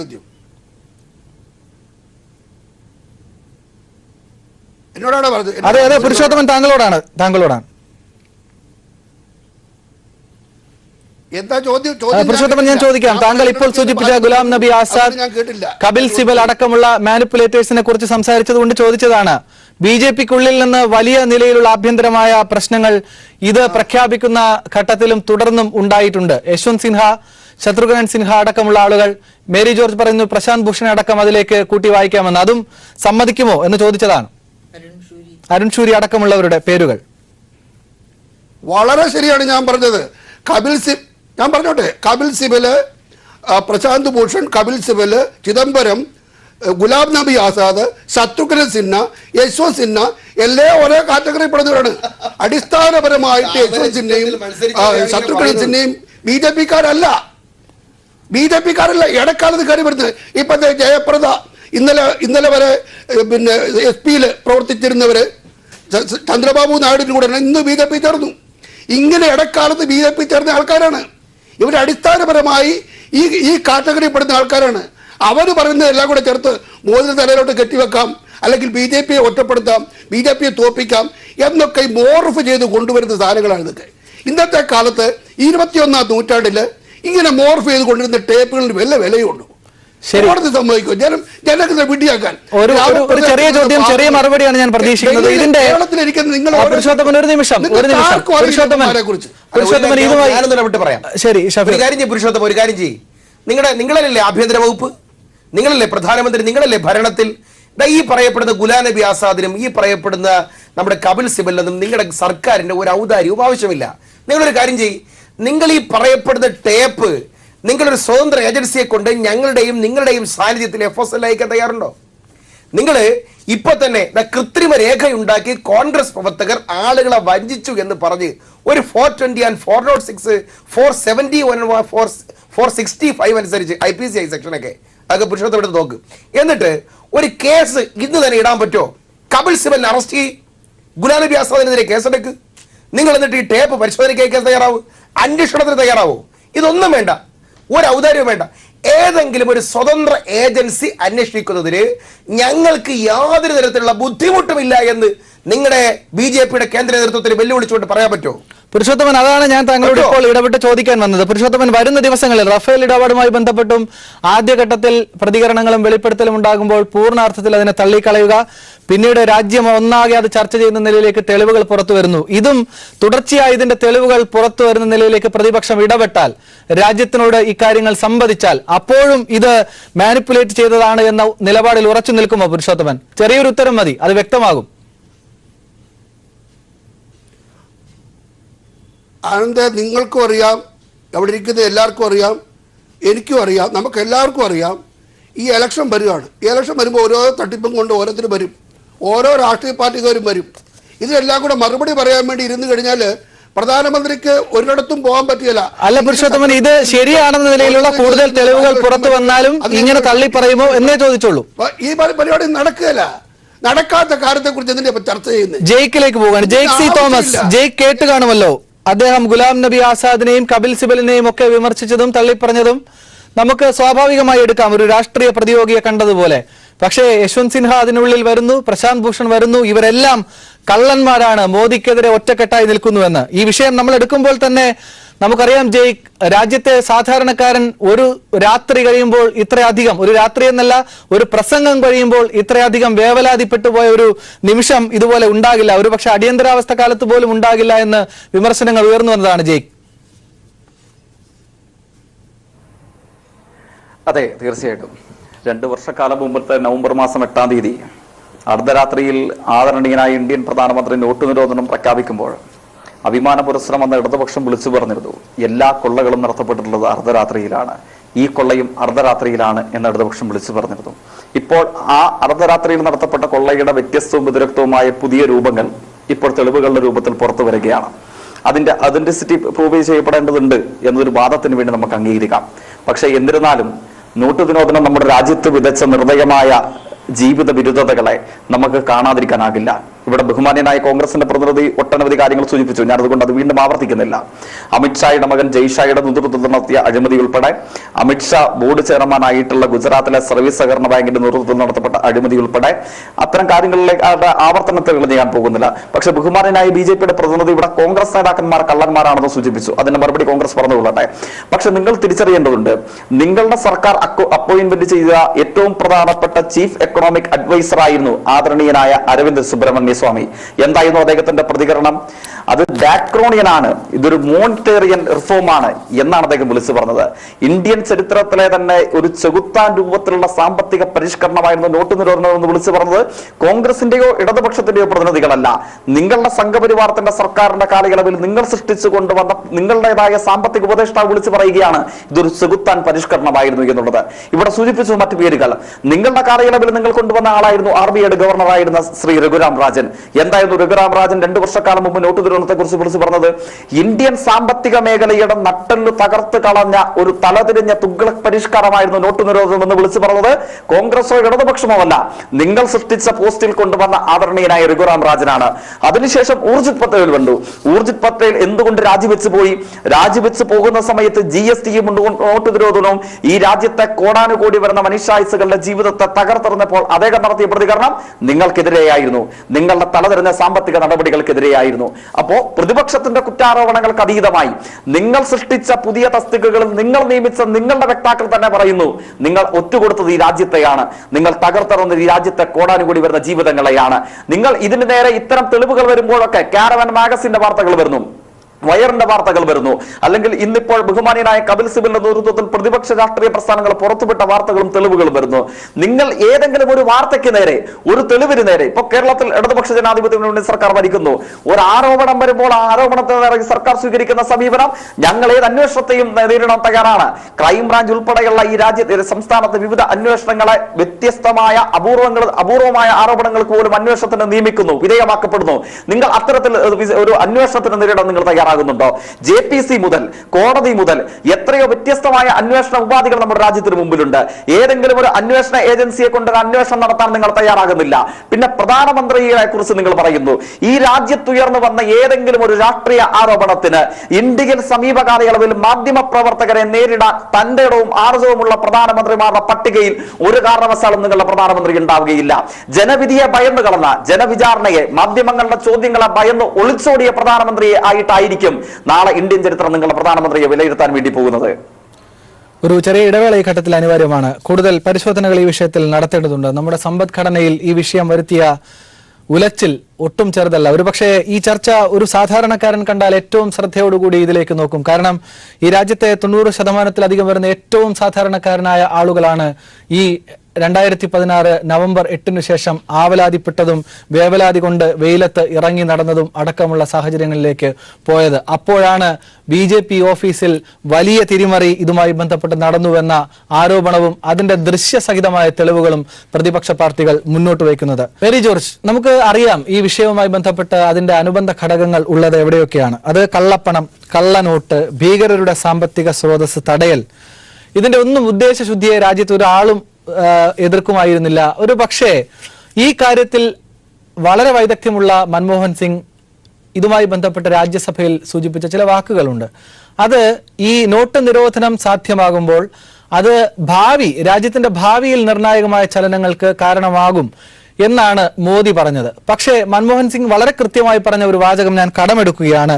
ദീർഘകാലാടിസ്ഥാനത്തിൽ നോക്കിയാൽ നാം എല്ലാവരും മരിച്ചവരായിരിക്കും എന്ന ജോൺ കെയ്ൻസിന്റെ ഒരു വാക്കുകൾ കടമെടുത്തുകൊണ്ടാണ് മൻമോഹൻ സിംഗ് ഇതിന് കൃത്യമായി ഇടപെടൽ നടത്തിയത്. അദ്ദേഹം പറഞ്ഞ, നേരത്തെ മേരി ജോർജ് സൂചിപ്പിച്ചതുപോലെ GDP-യിൽ 2% കുറയുമെന്ന് അദ്ദേഹം രാജ്യസഭയിൽ പറയുന്നു. അത് ഒട്ടും താമസിയാതെ രാജ്യത്ത് സംഭവിക്കുന്നു. ഇന്നും അതിന്റെ അനുരണനങ്ങൾ മാറിയിട്ടില്ല എന്ന വസ്തുതയും നിലനിൽക്കുന്നു. എന്ത് ദീർഘകാലാടിസ്ഥാനവും എന്ത് ദീർഘകാല നിരീക്ഷണവുമാണ് ഇവർ ഇതിനു പിന്നിൽ നടത്തിയത്? അങ്ങനെ ചോദിക്കുമ്പോൾ ഈ അട്ടിമറികൾക്ക് ഗുരുതരമായ കുറ്റകൃത്യത്തിന്റെ സ്വഭാവമില്ലേ മേരി ജോർജ്? തീർച്ചയായിട്ടും ഇത് തികഞ്ഞ അട്ടിമറിയായിരുന്നു. വലിയ ക്രിമിനൽ സ്വഭാവം തന്നെയാണ് ഇതിനുള്ളത്. ആ അട്ടിമറിക്ക് മുൻപേ ജനങ്ങളെ പറഞ്ഞ് ബോധ്യപ്പെടുത്തി നിങ്ങളെ എല്ലാവരെയും ഞാൻ അഴിമതിയും കള്ളപ്പണവും ഇല്ലാത്ത ഒരു നല്ല ലോകത്തേക്ക്, അതായത് വലിയ വികസനം സ്വപ്നം കാണാൻ പറ്റുന്ന ഒരു ലോകത്തേക്ക് നിങ്ങളെ ഞാൻ കൊണ്ടുപോകാം, നിങ്ങൾ ആ വികസനത്തിന്റെ ഫലം ഉണ്ട് കഴിയാൻ പോകുന്നവരാണ് എന്ന രീതിയിലാണ് അന്ന് നരേന്ദ്രമോദി സംസാരിച്ചിരുന്നത്. അങ്ങനെ വിശ്വസിച്ചവർ, സാധാരണ ജനങ്ങളൊക്കെ തന്നെ, കള്ളപ്പണത്തിന്റെ വ്യാപനം വളരെ കൂടുതലായിട്ട് ഇന്ത്യയിൽ ഉണ്ട് എന്നറിയാവുന്ന സാമ്പത്തിക വിശാരദരും അതോടൊപ്പം തന്നെ സാധാരണക്കാരും വിചാരിച്ചു ഒരു പക്ഷേ നല്ലത് എന്തെങ്കിലും വന്ന് ഭവിച്ചേക്കാമെന്ന്. കാരണം ഇത് വലിയ ചങ്കൂറ്റത്തോടെയുള്ള ഒരു തീരുമാനമാണെന്നാണ് അന്ന് വിചാരിച്ചത്. പക്ഷേ ഡോക്ടർ മൻമോഹൻ സിംഗ് വളരെ കൃത്യമായിട്ട് കെയ്ൻസിനെ കടമെടുത്തു പറഞ്ഞത്, അതായത് ഇന്ന് നാം എല്ലാവരും ജീവിക്കുന്നു, നാളെ നാം ഉണ്ടാകണമെന്നില്ല. അതായത് നരേന്ദ്രമോദി ഒരു നല്ല ഭാവിയെയാണ്, ഒരു നല്ല പ്രസന്റ്, അതായത് ഇന്നത്തെ നന്മയെ അല്ല വരും കാലത്തെ ഒരു വലിയ ഫ്യൂച്ചറിനെയാണ് എടുത്തു കാണിച്ചത്. അപ്പോഴാണ് ശ്രീ മൻമോഹൻ സിംഗ് പറഞ്ഞത്, ഇന്ന് നാം ജീവിക്കുന്ന ദിവസമാണ്, നാളെ നാം മരിച്ചു പോകുന്നത്, അതായത് നാളെ നാം ഉണ്ടാകണമെന്നില്ല. അപ്പൊ സർട്ടനായ ഇന്ന് നൽകാൻ കഴിയാത്ത വികസനം അല്ലെങ്കിൽ വികസന ഫലം നമ്മുടെ മരണശേഷം അല്ലെങ്കിൽ അടുത്ത കാലത്ത് 10 കൊല്ലം കഴിഞ്ഞ് ഉണ്ടാകുമെന്ന് പറയുന്നതിൽ എന്തർത്ഥം എന്ന രീതിയിലാണ് അദ്ദേഹം അന്ന് അത് വ്യാഖ്യാനിച്ചത്. അപ്പം അങ്ങനെ മൻമോഹൻ സിംഗ് കാണണമെങ്കിൽ അദ്ദേഹത്തിന് അറിയാം, അദ്ദേഹം റിസർവ് ബാങ്കിന്റെ തന്നെ ഗവർണറായിരുന്നു, പ്രഗത്ഭനായ ഗവർണറായിരുന്നു. അതുകൊണ്ട് അദ്ദേഹത്തിന് കൃത്യമായിട്ട് അറിയാമായിരുന്നു ഈ 86% കറൻസി പിൻവലിച്ചാൽ എന്താണ് ഈ സമ്പദ്ഘടനയിൽ സംഭവിക്കാൻ പോകുന്നത്. അതായത് കൃത്യമായി പറഞ്ഞാൽ സമ്പദ്ഘടന ചത്തതിനൊക്കും ആ രീതിയിൽ മരവിച്ചു പോയി. അപ്പൊ കൃത്യമായിട്ട് ഇന്ത്യയിലെ തൊഴിലവസരങ്ങളെല്ലാം കിടക്കുന്നത് നാമമാത്ര ചെറുകിട ഇടത്തരം മേഖല, അതായത് 96% തൊഴിലുകൾ സൃഷ്ടിക്കപ്പെടുന്നത് ഈ പറയപ്പെട്ട നാമമാത്ര ചെറുകിട ഇടത്തരം മേഖലകളിലാണ്. അവിടെയൊക്കെ ദിവസം പ്രതി കൂലി എണ്ണിക്കൊടുക്കുന്ന തൊഴിലാളികളാണ് ജോലി ചെയ്യുന്നത്. കൂലി എണ്ണിക്കൊടുക്കാൻ മുതലാളിയുടെ കയ്യിലും പൈസയില്ല, അങ്ങനെ തൊഴിലാളിക്ക് പണമില്ല. തൊഴിലാളിക്ക് പണമില്ലെങ്കിൽ എന്താണ് സംഭവിക്കുക? ക്രയവിക്രയം, അതായത് അവന് ആവശ്യമുള്ള എല്ലാ സാധനങ്ങളും ഉപ്പ് തൊട്ട് കർപ്പൂരം വരെ കൂലി കൊണ്ട് വാങ്ങേണ്ടവനാണ്. ആ കൂലി കിട്ടാത്തൊരവസ്ഥ വന്നാൽ ഈ ഉപ്പ് തൊട്ട് കർപ്പൂരം വരെയുള്ള ഉൽപ്പന്നങ്ങൾ വാങ്ങാൻ ആളില്ല. അങ്ങനെ വരുമ്പോഴേക്കും അതായത് വില ഇടിഞ്ഞു പോകും. വില ഇടിയുന്നു എന്ന് മാത്രമല്ല, ഉൽപാദനം പൂർണ്ണമായി സ്തംഭിച്ചു പോകുന്നു. അതാണ് ഇന്ത്യയിൽ സംഭവിച്ചത്. കാർഷിക മേഖല തൊട്ട് സമസ്ത മേഖലകളിലും ആ സ്തംഭനമാണ് ഉണ്ടായത്. അങ്ങനെ ആ സ്തംഭനത്തിന്റെ യഥാർത്ഥ കണക്ക് കൂട്ടിയാൽ GDP-യുടെ 2% പോലും കൂടുതലായിരിക്കും. ഈ സാഹചര്യത്തിലാണ് അമർത്യ സെൻ ഒക്കെ വളരെ രൂക്ഷമായി നരേന്ദ്രമോദിയുടെ ഈ ഏകാധിപത്യ പ്രവണത, ആരെയും ഉൾക്കൊള്ളാതെ ആരോടും ചോദിക്കാതെ കാട്ടിക്കൂട്ടുന്ന ഇത്തരം കാര്യങ്ങളെ പറ്റി, ഇത്തരം അവിവേക കൃത്യങ്ങളെ പറ്റി വളരെ ശക്തമായി അമർത്യ സെൻ, നോബൽ ലൊറേറ്റ് ആയിട്ടുള്ള അമർത്യ സെൻ ഒക്കെ പ്രതികരിച്ചത്. അത് തന്നെയുമല്ല, നമുക്ക് നോക്കാം, ഇപ്പൊ ശ്രീ പുരുഷോത്തമൻ പറഞ്ഞല്ലോ, കള്ളക്കണക്കുകൾ വേണ്ട, വളരെ കൃത്യമായ സ്റ്റാറ്റിസ്റ്റിക്സ്, നേരത്തെ വന്ന സ്റ്റാറ്റിസ്റ്റിക്സ് ഇവിടെയുണ്ട്. 2014 തോമസ് പിക്കറ്റി എവിടുത്തുകാരനാ? ഫ്രഞ്ചുകാരനാ. അവന് ഇവിടെ നരേന്ദ്രമോദിയെ പറ്റി കള്ളക്കണക്ക് പറഞ്ഞിട്ട് ഒരു കാര്യവുമില്ല. കാരണം ഇവിടുത്തെ രാഷ്ട്രീയത്തിലേക്കൊന്നും അദ്ദേഹം വരാൻ പോകുന്നില്ല. അപ്പൊ പിക്കറ്റിയുടെ ഈ അടുത്ത കാലത്ത് വന്ന ഗ്രന്ഥങ്ങളിൽ തന്നെ പറയുന്നുണ്ട്, 2014 മോളിലുള്ള 1% ഇന്ത്യക്കാർ കൈകാര്യം ചെയ്തിരുന്നത് 47% ധനമായിരുന്നു. ഇന്ത്യയുടെ GDP-യുടെ 47% കൈകാര്യം ചെയ്യുന്നത് തലപ്പത്തുള്ള 1% ജനമായിരുന്നു 2014. പക്ഷെ ഇപ്പോ ഈ 2019 വേണ്ട 2018 അത് 1% ഇന്ത്യക്കാർ കൈകാര്യം ചെയ്യുന്നത് 77%, GDP-യുടെ 77%. 47-ൽ നിന്ന് 77-ലേക്കുള്ള ചാട്ടം വെറും 5 വർഷം കൊണ്ടാണെന്ന് ഓർക്കണം. അപ്പോ നരേന്ദ്രമോദി ആർക്ക് വേണ്ടിയാണ് ഭരിച്ചത്? ധനികനെ ധനികനാക്കാൻ വേണ്ടിയും ദരിദ്രനെ ദരിദ്രനാക്കാൻ വേണ്ടിയുമാണ് നരേന്ദ്രമോദി ഭരിച്ചത് എന്ന് ആരെങ്കിലും പറഞ്ഞാല് അതും എന്താണ് പടച്ചു വിട്ട അല്ലെങ്കിൽ ഉള്ള കഥയാണ് എന്ന് ശ്രീ പുരുഷോത്തമൻ പറയുമോ? എനിക്ക് അറിഞ്ഞുകൂടാ. ഇതൊക്കെ ആഗോളതലത്തിൽ ചർച്ച ചെയ്യപ്പെടുന്ന രാഷ്ട്രീയ സാമ്പത്തിക സത്യങ്ങളും സമസ്യകളുമാണ്. പുരുഷോത്തമൻ, ഇതിന്റെ സതുദ്ദേശത്തിന് ഒരാളും ഒരു പക്ഷേ എതിർത്തിട്ടുണ്ടാവില്ല ആദ്യഘട്ടത്തിലൊന്നും. മേരി ജോർജൊക്കെ ഇതിനെ പിന്തുണച്ച ഒരു സാമ്പത്തിക വിദഗ്ധയുടെ വാക്കുകളാണ് താങ്കൾ ഇപ്പോൾ കേൾക്കുന്നത്. കള്ളപ്പണം തടഞ്ഞോ? കള്ളനോട്ട് ഇല്ലാതാക്കിയോ? ഭീകര സംഘടനകൾക്കുള്ള സാമ്പത്തിക സഹായത്തെ തടയാനായോ? ഈ ചോദ്യങ്ങൾ സാധാരണക്കാർക്ക് മുന്നിൽ ഇങ്ങനെ നിഴലിച്ചു നിൽക്കുകയാണ് ശക്തമായി. അപ്പോഴാണ് താങ്കൾ പറയുന്ന ഒതന്റിസിറ്റി ഇല്ലാത്ത ഒരു ദൃശ്യവും വാർത്തയും പ്രതിപക്ഷം പുറത്തുവിടുന്നു എന്ന് പറയുന്നത്.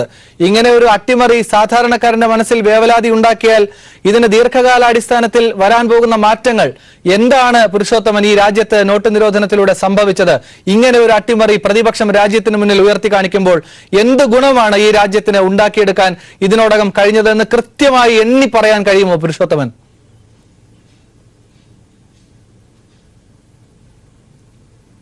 ആനന്ദ്, ആദ്യമായിട്ട് ഈ ടേപ്പ് മോർഫ് ചെയ്തതാണെന്ന് ഞാൻ അടിവരയിട്ട് പറയാം.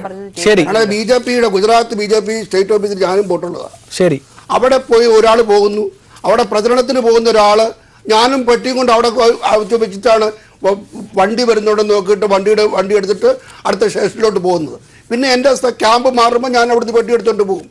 അങ്ങനെ ഏതെങ്കിലും ഒരാളുടെ എടുത്ത് ടേപ്പ് എടുത്തിട്ട് ഉണ്ടാക്കിയിട്ട് കപിൽ സിബലും പിന്നെ ഗുലാം നബി ആസാദും അക്കാര്യത്തിൽ എന്തോ ജയിക്കിന് പറയാനുണ്ടെന്ന് തോന്നുന്നു. ജയിക്ക് എന്താണ്?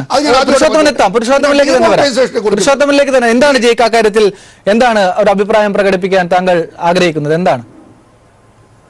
BJPയുടെ വക്താവായി ചർച്ചയിൽ പങ്കെടുക്കുന്നയാൾ അദ്ദേഹം ഏത് സ്ഥാനം അലങ്കരിക്കുന്ന ആളാണെന്ന് എനിക്കറിയില്ല. പക്ഷേ അദ്ദേഹം BJPയുടെ നിലവാരമില്ലായ്മയെ സംശയരഹിതമായി പ്രതിദാനം ചെയ്യുന്നു എന്ന് വേണം മനസ്സിലാക്കാൻ. ഇത് മോർഫ് ചെയ്ത ടേപ്പാണെങ്കിൽ നമ്മുടെ നാട്ടിൽ ഏതൊരു BA മൾട്ടിമീഡിയ പഠിച്ചൊരു വിദ്യാർത്ഥിക്ക് മനസ്സിലാക്കാൻ കഴിയും. ഒരു വീഡിയോ അല്ലെങ്കിൽ ഒരു ചിത്രം മോർഫ് ചെയ്തതാണോ അല്ലയോ എന്ന് മനസ്സിലാക്കാൻ കഴിയും. പിന്നെ മോർഫ് ചെയ്തതിന്റെ പിൻചരിത്രം പരിശോധിച്ച് നോക്കിയാലോ, നിങ്ങൾ മോർഫ് ചെയ്തതാണെന്ന് നിങ്ങൾ പോലും പറയുന്നുണ്ടെങ്കിൽ നിങ്ങൾ തന്റെ അടുത്തോടെ ആർജവത്തോടെ പറയണ്ടേ ഇത് മോർഫ് ചെയ്ത വീഡിയോ ആണ്. ഈ മോർഫ് ചെയ്ത വീഡിയോയെ എടുത്തു വെച്ചുകൊണ്ട് രാജ്യത്തെ രാഷ്ട്രതലവനെതിരെ മൂന്നാം കിട ആരോപണം ഉന്നയിച്ച കോൺഗ്രസിനെ നിങ്ങൾക്ക് തുറന്നു കാട്ടാൻ കഴിയില്ലേ? ഈ രാജ്യത്തെ പ്രതിപക്ഷത്തെ നിങ്ങൾക്ക് തുറന്നു കാട്ടാൻ കഴിയില്ലേ? പ്രത്യേകിച്ച് തെരഞ്ഞെടുപ്പിന്റെ അതിനിർണായകമായ ഒരു ഘട്ടത്തിൽ ഒരു BA മൾട്ടിമീഡിയ വിദ്യാർത്ഥിക്ക് മാത്രം ചെയ്യാൻ കഴിയുന്ന ഒരു കാര്യത്തെ വെച്ചുകൊണ്ടാണ് ഈ രാജ്യത്തെ പ്രതിപക്ഷം BJP ആക്രമിക്കാൻ ശ്രമിക്കുന്നത് എന്ന് പറഞ്ഞുകൊണ്ട് പ്രതിപക്ഷത്തെ തുറന്നു കാട്ടാൻ നിങ്ങൾക്ക് കഴിയേണ്ടതല്ലേ? അങ്ങനെ ഒരു അന്വേഷണത്തെ പ്രഖ്യാപിച്ചുകൊണ്ട് അതൊന്നും ചെയ്യാതെ വെറുതെ ഒരു ചാനൽ മുറിയിൽ വന്നതുകൊണ്ട് എന്റെയും നിങ്ങളുടെയും ഇത് കാണുന്നവരുടെയും ഒക്കെ സമയം മെനക്കെടുത്തി വില കുറഞ്ഞ ഇത് മോർഫ് ചെയ്ത വീഡിയോ ആണ്, ഇത് മോർഫ് ചെയ്ത ചിത്രമാണ് എന്ന ആരോപണം ഉന്നയിക്കുക അല്ല നിങ്ങൾ ചെയ്യേണ്ടത്. നിങ്ങൾ ആർജവമുണ്ടെങ്കിൽ നിങ്ങൾ അന്വേഷണത്തെ സ്വാഗതം ചെയ്യണം. ആ സ്വാഗതം ചെയ്ത അന്വേഷണത്തിന്റെ കരുത്തിൽ വേണം ഇത്തരം ആരോപണങ്ങളെ നേരിടാൻ. മോർഫ് ചെയ്തതിന്റെ പിൻചരിത്രം എന്നെ കൊണ്ട് പറയിപ്പിക്കണ്ടല്ലോ. ഈ കൊച്ചിയിൽ നമ്മുടെ നാട്ടിലെ ഒരു പ്രസിദ്ധയായ ചലച്ചിത്ര നടി എറണാകുളം ജില്ലയിൽ വന്നപ്പോൾ അവിടെ കൂടിയ ആൾക്കൂട്ടത്തെ വെച്ചുകൊണ്ട് നിങ്ങളുടെ രാഷ്ട്രീയ പ്രസംഗത്തിൽ വന്ന ആൾക്കൂട്ടമാണ് എന്ന് പറഞ്ഞുകൊണ്ട് പ്രചരിപ്പിച്ചതാരാ? ബാക്കിയുള്ള യോഗങ്ങളുടെയും ചിത്രങ്ങളുടെയും ബാക്കി കഥകളിലേക്ക് ഞാൻ പോകുന്നില്ല. അതുകൊണ്ട് അത്തരം വില കുറഞ്ഞ ആരോപണങ്ങൾ ഉന്നയിച്ച് ഈ ചർച്ചയുടെ ഒരു അന്തസ്സിനെ നിങ്ങൾ ഇടിച്ചു താഴ്ത്തരുത് എന്ന് മാത്രമാണ് ഈ അവസരത്തിൽ പറയാനുള്ളത്. പുരുഷോത്തമൻ പറയൂ. മൂന്നാം കിട ജലക്കട ഞാൻ പറഞ്ഞില്ലേ, ഞാൻ പറയാം നാലാം കിട പരിപാടിയാണിത്. മൂന്നാം കിടയല്ല, നാലാം കിട തറ പരിപാടിയായിരുന്നു ഞാൻ പറയാണ്. രണ്ടാമത്തെ കാര്യം ഇപ്പൊ പറഞ്ഞില്ലേ, സമയം മെനക്കെടുത്താൻ വേണ്ടി വന്നിരിക്കുകയാണ്. നമ്മളെല്ലാവരും സമയം എല്ലാ ചാനലുകളിലും ഉണ്ട്, ഒരുപാട് മലയാളം ചാനലുകളിലുണ്ട്. ഇവിടെയൊക്കെ നമുക്കൊക്കെ ജോലിയുള്ള ആൾക്കാരാണ്. അവിടെ ഇരിക്കുന്ന ആൾക്കാരും നമ്മളെല്ലാ സമയം കണ്ടെടുത്തും വളരെ മാന്യമായിട്ട് ഇവിടെ വന്നിട്ട് ചർച്ചയിൽ പങ്കെടുക്കുകയാണ്. അല്ല പുരുഷോത്തമൻ, ആ സൂചിപ്പിച്ചതിന്റെ ഒരു സാങ്കത്യമുള്ളത് ഒരു BA വിദ്യാർത്ഥിക്ക് ചെയ്യാൻ കഴിയുന്ന നിലയിലേക്ക് ഒരു രാഷ്ട്ര തലവനെതിരെ ആരോപണം ഉന്നയിക്കാൻ കഴിയുമോ? ഇങ്ങനെയാണോ മോർഫിംഗിന്റെ ഒരു മറുപടിയാണോ കൊടുക്കേണ്ടത്? എങ്കിൽ ഉത്തരവാദിത്തപ്പെട്ട BJP നേതാക്കൾ ഇതിനോടകം പറയേണ്ടതല്ലേ? അതിശക്തമായ പ്രചരണം ഉന്നയിക്കേണ്ടതല്ലെങ്കിൽ അല്ലെങ്കിൽ മറുപടിയെങ്കിലും പറയേണ്ടതല്ലേ? കോൺഗ്രസ് ഒരു നിർണായകമായ തെരഞ്ഞെടുപ്പിനെ രാജ്യത്തിന് മുന്നിൽ കബളിപ്പിക്കുന്നതിന് വേണ്ടി സൃഷ്ടിച്ച ഒരു വെറും വ്യാജമായ വീഡിയോ ആണ് ഇതെന്ന് പറയാനുള്ള ആർജവം കാണിച്ചിരുന്നുവെങ്കിൽ ഒരു പക്ഷേ ജയിക്ക് ആ ചോദ്യം ചോദിക്കില്ലായിരുന്നു എന്ന് ഞാൻ മനസ്സിലാക്കുന്നു. വേറെ എന്തെങ്കിലും കണ്ടൻഷൻ പറയാനുണ്ടോ ചോദിച്ചേ? മറ്റെന്തെങ്കിലും എന്തെങ്കിലും തരത്തിൽ ഡിഫൻസ് ഉണ്ടോ എന്ന് ചോദിച്ചേ? ആരെങ്കിലും ചോദിക്കട്ടെ. ഈ 2-3 ദിവസം മുമ്പാണ് കാരവൻ ജോസ് കൊണ്ടുവന്ന ഒരു സാധനം 1800 കോടി രൂപ എന്ന് പറഞ്ഞിട്ട് ഇപ്പത്തെ കൊണ്ടുവന്നിരിക്കുകയാണ്. ഇവര് മെനക്കെട്ടിരുന്ന് ഉണ്ടാക്കിയിട്ട് ഇപ്പൊ കൊണ്ടുവന്നിരിക്കുകയാണ്. ഈ മോർഫ് ചെയ്ത ഒരു ടേപ്പും കൊണ്ടുവന്നിരിക്കുകയാണ്. എന്താണിത്? ശരി, എന്തായാലും ഉള്ളത് പറയുമ്പോൾ കളറ് തുള്ളൽ വരും. തീർച്ചയായും എന്തായാലും അതൊരു രാഷ്ട്രീയമായ ആരോപണ പ്രത്യാരോപണത്തിലേക്ക് പോയി. എന്തായാലും ഞങ്ങൾ ഒരു മാധ്യമം എന്ന നിലയിൽ ഇത് സമൂഹത്തിന് മുന്നിൽ വയ്ക്കുന്നത് ഇത് സ്ഥിരീകരിക്കാത്ത വാർത്തയാണ്. നിങ്ങൾ മാധ്യമങ്ങൾ ഇത് പരിശോധിക്കാൻ കഴിവുള്ളവരാണല്ലോ എന്ന് പറഞ്ഞുകൊണ്ട് പ്രതിപക്ഷം സമർപ്പിക്കുന്ന ഒരു വാർത്തയാണ്. വേണമെങ്കിൽ ഇത് അവഗണിക്കാമായിരുന്നു. പക്ഷേ രാജ്യത്തെ ബഹുഭൂരിപക്ഷം വരുന്ന സാധാരണക്കാരനെ വേവലാതിയിലാക്കുകയും നൂറുകണക്കിന് ആളുകൾ മരണപ്പെടുകയും ചെയ്ത ഒരു തീരുമാനമായിരുന്നു ഇത്. അങ്ങനെ ഒരു തീരുമാനത്തിന് മേൽ ഇങ്ങനെ ഒരു അട്ടിമറി BJP നടത്തിയെന്നും ഭരണകക്ഷി നടത്തിയെന്നുമുള്ള കൃത്യമായ തെളിവുകൾ ഇത് തെറ്റാണെന്ന് ഞങ്ങൾ കരുതുന്നില്ല, പൂർണ്ണാർത്ഥത്തിൽ ശരിയാണ് എന്ന് പറഞ്ഞു വെക്കുമ്പോൾ അത് പരിശോധിക്കാനുള്ള ഉത്തരവാദിത്വം മാധ്യമപ്രവർത്തകർക്കുണ്ട് പുരുഷോത്തമൻ. അതുകൊണ്ട് ചോദിക്കുകയാണ്, ഇത് പൂർണ്ണാർത്ഥത്തിൽ താങ്കൾ തള്ളിക്കളയൂ, പക്ഷേ ഇപ്പോഴെങ്കിലും പറയൂ എന്തൊക്കെ നേട്ടം ഇതുമായി ബന്ധപ്പെട്ട് രാജ്യത്തുണ്ടായി? രാജ്യത്തെ കള്ളനോട്ട് തടഞ്ഞോ? നോട്ട് അസാധുവാക്കലിലൂടെ എന്തൊക്കെ നേട്ടങ്ങൾ ഉണ്ടാക്കി? ഭീകരവാദ പ്രവർത്തനങ്ങളെ തടയാനായോ? നിങ്ങൾ കൃത്യമായി എണ്ണമിട്ട് പറയൂ എന്തൊക്കെ നേട്ടങ്ങൾ ഉണ്ടായി എന്ന് പറഞ്ഞാൽ മാത്രം മതിയാകും ഒരു പക്ഷേ ഈ ആരോപണങ്ങളെല്ലാം തള്ളിക്കളയാൻ പുരുഷോത്തമൻ. ശരി, ഡീമോണിറ്റൈസേഷൻ പറയാം. പറയൂ. ഈ ടേപ്പ് തട്ടിപ്പാന്ന് ഞാൻ പറഞ്ഞു കഴിഞ്ഞു. ശരി, അത് പറഞ്ഞു കഴിഞ്ഞു. ഡീമോണിറ്റൈസേഷൻ പറയാം. ഡീമോണിറ്റൈസേഷൻ വന്നതിന് ശേഷം നമ്മുടെ കാലടിയിലെ പാലം ഉണ്ടല്ലോ, അവിടെ പോലീസുകാർ കാവൽ നിന്നിട്ട് 1000-ന്റെയും 500-ന്റെയും നോട്ട് മാറ്റിയ ചരിത്രമുണ്ട് കേരളത്തില്. രണ്ടാമത്തെ കേരളത്തിലെ കോപ്പറേറ്റീവ് ബാങ്കിന്റെ പൈസ അവിടെ നിക്ഷേപിച്ചു. പാവങ്ങളുടെ പേരിൽ തുടങ്ങിയ കോപ്പറേറ്റീവ് ബാങ്ക് അവിടെ 500, 1000 നോട്ടുകൾ പാവങ്ങൾ കൊണ്ടുപോയി ഇടും. അവിടെ ലക്ഷാധിപതികളും പുറത്തുനിന്ന് വന്ന് കള്ളപ്പണക്കാരും കൊണ്ട് അവിടെ നിക്ഷേപിച്ചു. അതിന്റെ പിന്നാമ്പുറങ്ങളിലേക്ക് ഞാൻ പോയി കഴിഞ്ഞാൽ ഒരുപാട് കാര്യങ്ങൾ തുറന്നു പറയേണ്ടി വരും. അല്ല, കേരളത്തിലെ സഹകരണ ബാങ്കിനെ പ്രതിനിധീകരിച്ചുകൊണ്ടല്ലോ നരേന്ദ്രമോദി രാജ്യത്തോട് സംസാരിച്ചത്. കണ്ട കാര്യങ്ങളും പുരുഷോത്തമൻ 2016 നവംബർ 8 അദ്ദേഹം രാജ്യത്തിനോട് പറയുന്നത് ഇത് രാജ്യസ്നേഹത്തിന്റെ കൂടി ഒരു പ്രശ്നമാണ്. ഇവിടെ തീവ്രവാദ സംഘടനകൾക്ക് പോകുന്ന സാമ്പത്തിക സഹായം കട്ട് ചെയ്യുന്നതിന് വേണ്ട ഏറ്റവും നിർണായകമായ തീരുമാനമാണ് രാജ്യം കൈക്കൊള്ളുന്നതെന്ന് പറയുന്നു. കള്ളനോട്ടുകൾ തടയാൻ കഴിയുമെന്ന് പറയുന്നു. ഇതൊന്നും ഒരു സാമ്പത്തിക വിദഗ്ധനും ഇതുവരെ സ്ഥിരീകരിച്ചതായി എനിക്കറിയില്ല. പക്ഷേ തീർച്ചയായും എക്കണോമിയിൽ മാറ്റങ്ങൾ ഉണ്ടാക്കാൻ കഴിയുന്ന ദൃഢമായ തീരുമാനമാണ്. പക്ഷെ അതിനാണെങ്കിലോ ഒരു തരത്തിലുമുള്ള മുന്നൊരുക്കങ്ങൾ സ്വീകരിച്ചിരുന്നതുമില്ല. അതുകൊണ്ടാണ് ഞാൻ ചോദിക്കുന്നത്, താങ്കൾ കേരളം വിടൂ, രാജ്യത്തിനെ ബേസ് ചെയ്തുകൊണ്ട് പറയൂ. ഈ രാജ്യത്തിനുണ്ടായ ഗുണങ്ങൾ എന്തൊക്കെയാണെന്ന് അത് മാത്രം പറയൂ, എണ്ണമിട്ട് പറയൂ. കള്ളനോട്ട് കത്തിക്കാൻ പറ്റി, കള്ളനോട്ട് തടയാൻ പറ്റി. നമ്മുടെ കൊച്ചു കേരളത്തില് ഒരു കണ്ടെയ്നർ നിറച്ച് പാകിസ്ഥാനിൽ നിന്ന് അടിച്ച് നോട്ട് കൊടുത്തെന്നാ പറയുന്നത്. അവിടെയുള്ള കോൺഗ്രസ് നേതാക്കളും ചില രാഷ്ട്രീയ നേതാക്കളെല്ലാം വിധിച്ചെടുത്തത്. കണ്ടെയ്നറിൽ അവിടെ നോട്ട് കെട്ടുകൾ കൊണ്ടുവന്നിട്ട് കൊച്ചിയിൽ അങ്ങനെ പറയുന്നു. അതുപോലെ തന്നെ ധാരാളം കള്ളനോട്ടുകൾ പ്രചരിച്ചു. എല്ലാം കത്തിച്ച് കളയേണ്ടി വന്നു, ആറ്റിൽ ഒടുക്കേണ്ടി വന്നു. ഇതെല്ലാം ഡിമോണിറ്റൈസേഷൻ ഫലമായിട്ടുണ്ടായതാണ്, രാജ്യസുരക്ഷയ്ക്ക് വേണ്ടിയിട്ട്. പിന്നെ ഡിമോണിറ്റൈസേഷൻ വന്നതിന് ശേഷം ദുരിതം അനുഭവിച്ചെന്ന് പറഞ്ഞു. ഏതൊരു കാര്യത്തിലും ചെയ്യുമ്പോൾ അദ്ദേഹം സത്യപ്രതിജ്ഞ ചെയ്തിട്ട് അദ്ദേഹം പറഞ്ഞു, ഞാൻ ചില കടുത്ത തീരുമാനങ്ങൾ എടുക്കും. ആ തീരുമാനങ്ങൾ ഒരു പരിധി വരെ ജനങ്ങൾക്ക് ബുദ്ധിമുട്ടുണ്ടാകും, നിങ്ങൾ ദയവേത് ക്ഷമിക്കണം, ഞാൻ രാജ്യനന്മയ്ക്ക് വേണ്ടിയാണ് ചെയ്തതെന്ന് നരേന്ദ്രമോദി തുടക്കത്തിലേ പറഞ്ഞ കാര്യമാണ്. അതിനുശേഷമാണ് ഡിമോണിറ്റൈസേഷൻ കൊണ്ടുവന്നത്. ഈ ഡിമോണിറ്റൈസേഷൻ മൻമോഹൻ സിംഗിന്റെ കൂടാരത്തിൽ ഉരുത്തിരിഞ്ഞാണെന്ന സത്യം നമ്മൾ മനസ്സിലാക്കണം. മൻമോഹൻ സിംഗ് തീരുമാനിച്ചു വെച്ചിരുന്ന സാധനമാണ് ഡിമോണിറ്റൈസേഷൻ. അത് മോദി നടപ്പിലാക്കി കഴിഞ്ഞപ്പോഴോ മോഡിക്ക് നേരെ ശരങ്ങൾ ഉന്നയിക്കുകയാണ്. ഒരടിസ്ഥാനമില്ലാത്ത സ്ഥലങ്ങൾ. എന്തെല്ലാം ഗുണങ്ങൾ ഉണ്ടായതുകൊണ്ട് ജീവിക്കുന്നു.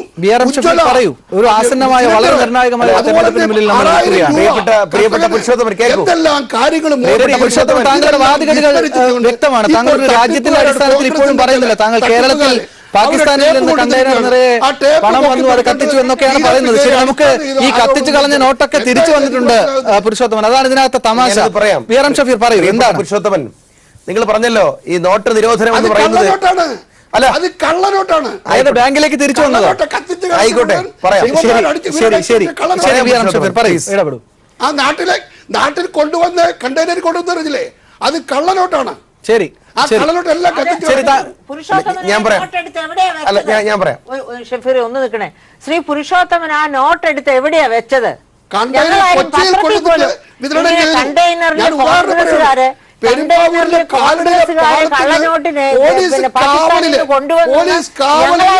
ഞാൻ 4 പത്രം ഒരു ദിവസം വായിക്കുന്നതാണ്. ഞാനതൊരു ചർച്ചയുടെ ഗൗരവത്തിലേക്ക് ഒരു മിനിറ്റ്. പുരുഷോത്തമൻ, നിങ്ങൾ വിചാരിക്കുന്നുണ്ടാവും ശ്രീ നരേന്ദ്രമോദിയാണ് ഇന്ത്യയിൽ ആദ്യമായി നോട്ട് നിരോധനം നടത്തി വിപ്ലവം സൃഷ്ടിച്ചതാണല്ലോ പറഞ്ഞു വന്നത്. ശ്രീ പുരുഷോത്തമൻ ഒരു കാര്യം മനസ്സിലാക്കിയോ? 5000 നോട്ടുണ്ടായിരുന്ന രാജ്യമാണ് ഇന്ത്യ. മൊറാർജി ദേശായിയുടെ കാലഘട്ടത്തിൽ അത് പിൻവലിച്ചു. ഇവിടെ ആരും ക്യൂവിലൊന്നും നിർത്തിയില്ല, ഒരു ഇല പൊഴിഞ്ഞത് പോലുമില്ല. ഇന്ദിരാഗാന്ധിയുടെ കാലഘട്ടത്തിൽ നോട്ടുകൾ നിരോധിച്ചു. രാജ്യത്ത് ഒരാളും വന്ധ്യഗ്രഹണത്തിന് വേണ്ടിയിട്ട് പോയി 1000 രൂപയ്ക്ക് വേണ്ടി ക്യൂ നിന്നിട്ടില്ല. മിസ്റ്റർ പുരുഷോത്തമൻ, നിങ്ങൾ ഇതേ മൻമോഹൻ സിംഗ്, നിങ്ങൾ പുരുഷോത്തമനൊക്കെ പണ്ട് ഉപയോഗിച്ചിരുന്ന 500 നോട്ടുണ്ടായിരുന്നു. നേരത്തെ ഇപ്പൊ നിരോധിച്ച നോട്ടല്ല, അതിന് തൊട്ട് മുമ്പുണ്ടായിരുന്നു 500 നോട്ടുണ്ടായിരുന്നു. ആ 500 നോട്ട് ഇപ്പോ ഈ തൊട്ട് മുമ്പ് നിരോധിക്കുന്നതിന് മുമ്പ് തന്നെ രാജ്യത്തിന്റെ വിപണിയിൽ കണ്ടില്ല. എങ്ങനെയാണ് നിരോധിച്ചത് അറിയോ പുരുഷോത്തമ? അത് ഘട്ടം ഘട്ടമായി ബാങ്കിലേക്ക് വരുന്ന 500 നോട്ടുകൾ പിന്നെ അങ്ങോട്ട് റീഇഷ്യൂ ചെയ്യത്തില്ല, പുതിയ നോട്ട് ഇറങ്ങുകയും ചെയ്തു. പുതിയ 500 നോട്ട് വിപണിയിലേക്ക് വരികയും പഴയത് പിൻവലിക്കപ്പെട്ടിട്ട് ബാങ്കിലേക്ക് വന്നത് തിരിച്ചു പോകാതിരിക്കുകയും ചെയ്തപ്പോ സ്വാഭാവികമായിട്ടും ഒരു ഇല പൊഴിയുന്ന ശബ്ദം പോലുമില്ലാതെ, ഒരാളെയും ഉപദ്രവിക്കാതെ മൻമോഹൻ സിംഗ് പഴയ 500 നോട്ട് പിൻവലിച്ചു. അത് സാമ്പത്തിക വിദഗ്ധനാണ്. അത് ചായക്കട നടത്തി പിന്നെ ഹിമാലയത്തിൽ പോയി മഞ്ഞിൽ കുളിച്ചാലൊന്നും ഈ വിവരം ഉണ്ടാവില്ല. അയാൾ ഓക്സ്ഫോർഡിൽ പോയതിന്റെ ഗുണമാണ് ആ കണ്ടത്. ഇപ്പൊ നിങ്ങൾ പറഞ്ഞല്ലോ ഞങ്ങൾ ഇതെല്ലാം കൃത്രിമമായിട്ടുണ്ടാക്കുന്നു. മിസ്റ്റർ, നിങ്ങൾ മനസ്സിലാക്കൂ, ഗുജറാത്ത് BJP അല്ലേ ഭരിക്കുന്നേ? BJPയുടെ ഗുജറാത്തിൽ നടന്ന സംഭവങ്ങളെ സംബന്ധിച്ച് നിങ്ങളൊന്ന് എഴുതി വെക്ക്.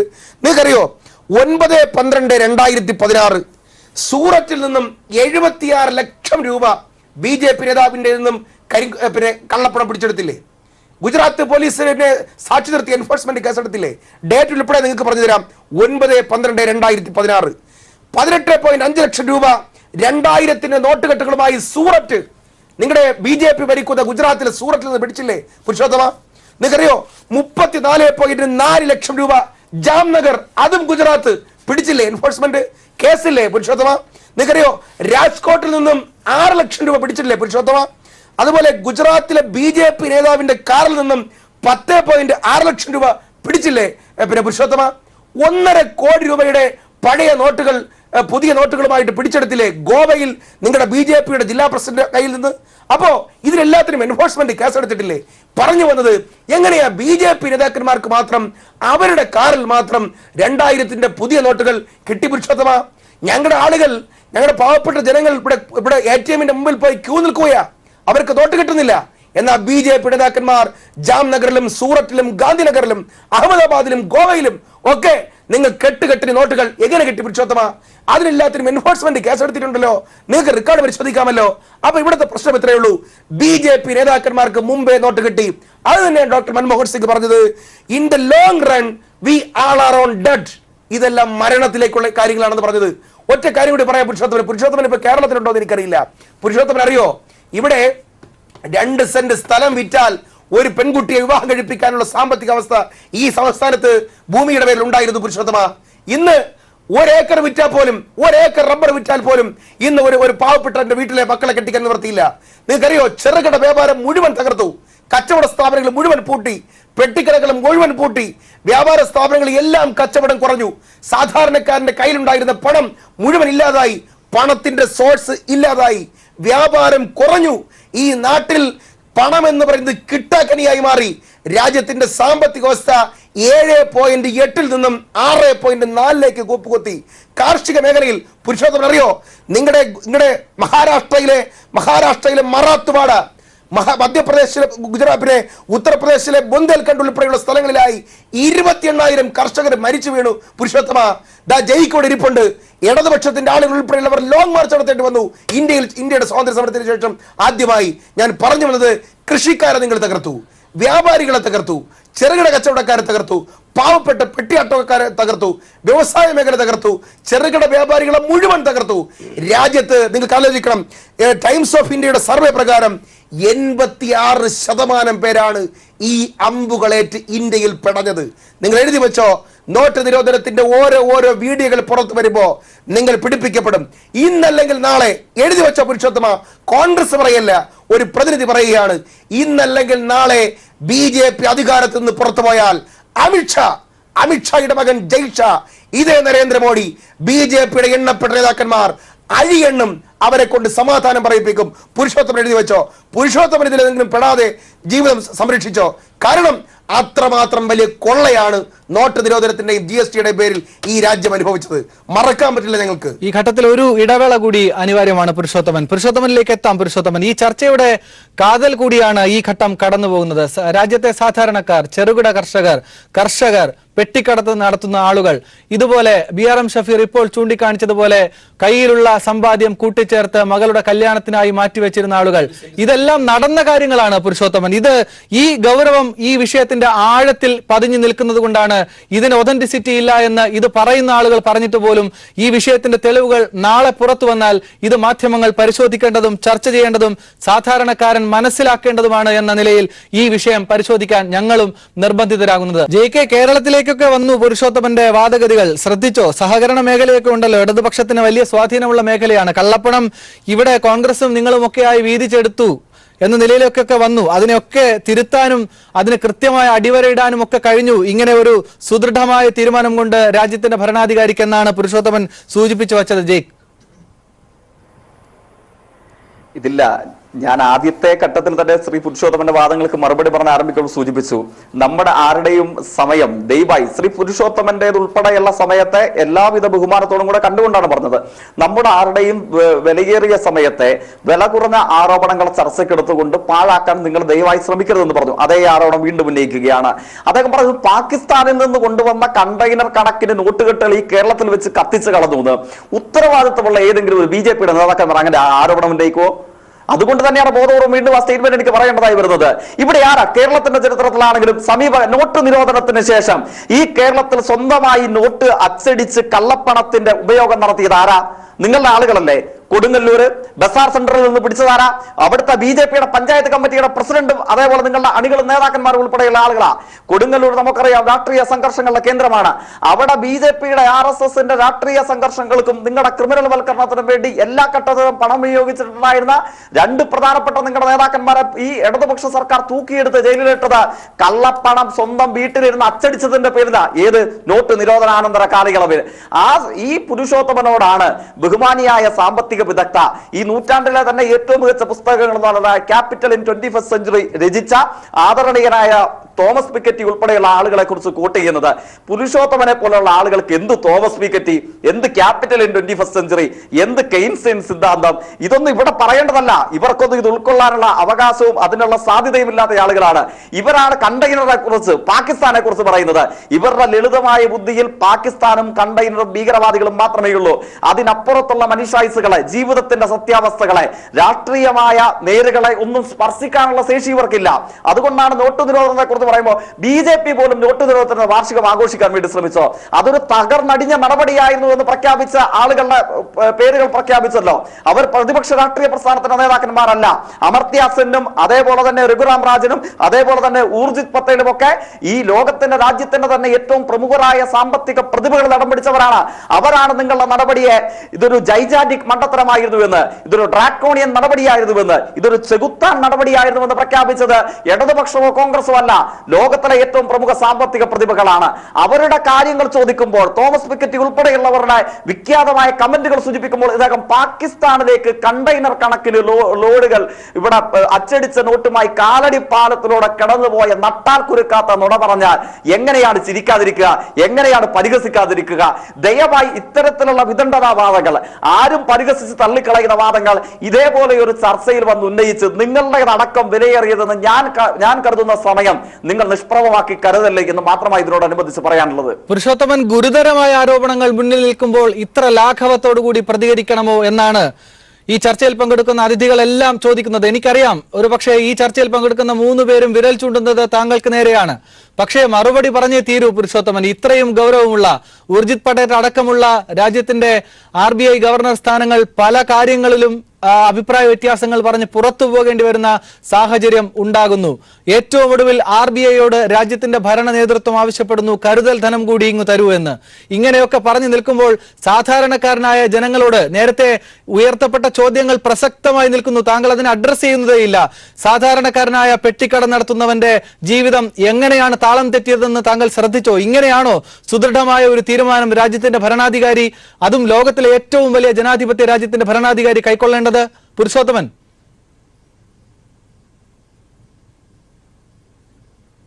ലോകത്തിന്റെ ജനാധിപത്യത്തിന്റെ ഏറ്റവും വലിയ ഭരണാധികാരിയെ ലോകം ആദരിക്കുന്നു. ഇന്ത്യയിലല്ല, പ്രത്യേകിച്ച് കേരളത്തിലുള്ള സ്യൂഡോ സെക്യുലറിസ്റ്റുകളെയും ചില നിക്ഷിപ്ത താല്പര്യക്കാരും മോദിയെ എതിർക്കുന്നു. ഞാൻ പറയാണ്. രണ്ടാമത്തെ കാര്യം എന്താ ചോദിച്ചു കഴിഞ്ഞാൽ, ഡീമോണിറ്റൈസേഷൻ വന്നതിന് ശേഷം ഞാൻ അവിടെ കണ്ടെയ്നറിൽ പൈസ വന്നെന്ന് പറഞ്ഞു. ഈ കണ്ടെയ്നറിൽ പൈസ വന്നത് സൂക്ഷിച്ചു വച്ചിരിക്കുകയായിരുന്നു, പങ്കിട്ടെടുത്തു പലരും. നേരിട്ട് തെളിവുള്ള കാര്യമാണോ താങ്കൾ വന്നപ്പം അത് കത്തിച്ച് കളയാതെ ദയവായി താങ്കൾ കേട്ടറിഞ്ഞ കാര്യമാണോ, നേരിട്ടറിയാവുന്ന കാര്യമാണോ താങ്കൾ ആവർത്തിച്ച് പറയുന്നത്?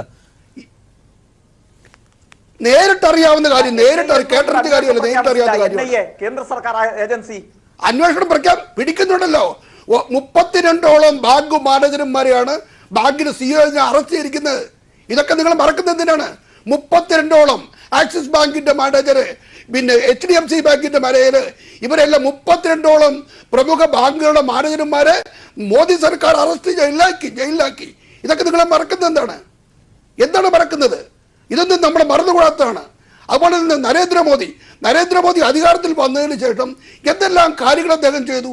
ഇത് വിസ്മരിക്കുന്ന നിങ്ങൾ സൗകര്യപൂർവ്വം വിസ്മരിച്ചിട്ട് കൊച്ചു കേരളത്തിലിരുന്നിട്ട് ഈ തട്ടിപ്പുകാര്, ഇവരെ കുറിച്ച് നിങ്ങൾക്ക് എന്തറിയാം?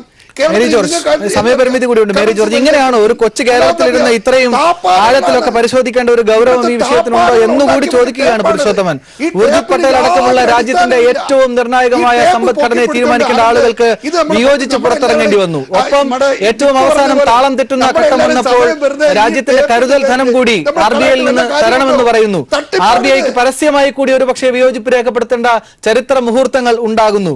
ഈ കാര്യങ്ങളെയൊക്കെ ഇങ്ങനെ നിസ്സാരവൽക്കരിച്ച് പോകാനാകുമോ ഇത്തരം ഒരു ദൃശ്യങ്ങൾ കൂടി രാജ്യത്തിന് മുന്നിൽ പ്രതിപക്ഷം വയ്ക്കുന്ന ഘട്ടത്തിൽ? മേരി ജോർജ്, അതായത് ഇലക്ഷൻ കഴിയട്ടെ, മിസ്റ്റർ പുരുഷോത്തമൻ തന്നെ പശ്ചാത്തപിക്കും ഇങ്ങനെയൊക്കെ BJPക്ക് വേണ്ടി വാദിച്ചല്ലോ എന്നോർത്ത്. കാരണം ഇന്ത്യയിൽ നിന്നും ഇന്ത്യക്കാരും ഇന്ത്യക്ക് വെളിയിലുള്ളവരുമായ 100 ലോകപ്രശസ്ത സാമ്പത്തിക ശാസ്ത്രജ്ഞരാണ് നരേന്ദ്രമോദി ഗവൺമെന്റിനെതിരായി ഒപ്പിട്ട ഒരു എന്താ പറയുക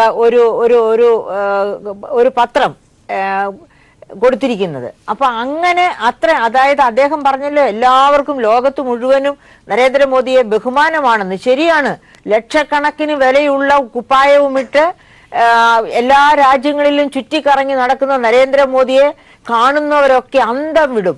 മഹാത്മാഗാന്ധി പണ്ട് നമ്മൾ ഹാഫ് നേക്കഡ് ഫക്കീറായിട്ട് സ്വാതന്ത്ര്യത്തിന് വേണ്ടി വാദിച്ചുകൊണ്ട് വട്ടമേശ സമ്മേളനത്തിൽ പങ്കെടുത്ത ആ മഹാത്മാഗാന്ധിയുടെ പിന്മുറക്കാരനായ ഒരു ഭരണാധികാരിയാണോ ഈ നടക്കുന്നത്, ഈ വില കൂടിയ ലക്ഷക്കണക്കിന് വിലയുള്ള കുപ്പായവുമിട്ട് നടക്കുന്നത് എന്നോർത്ത് അന്തം വിട്ടിട്ടുണ്ടാകും.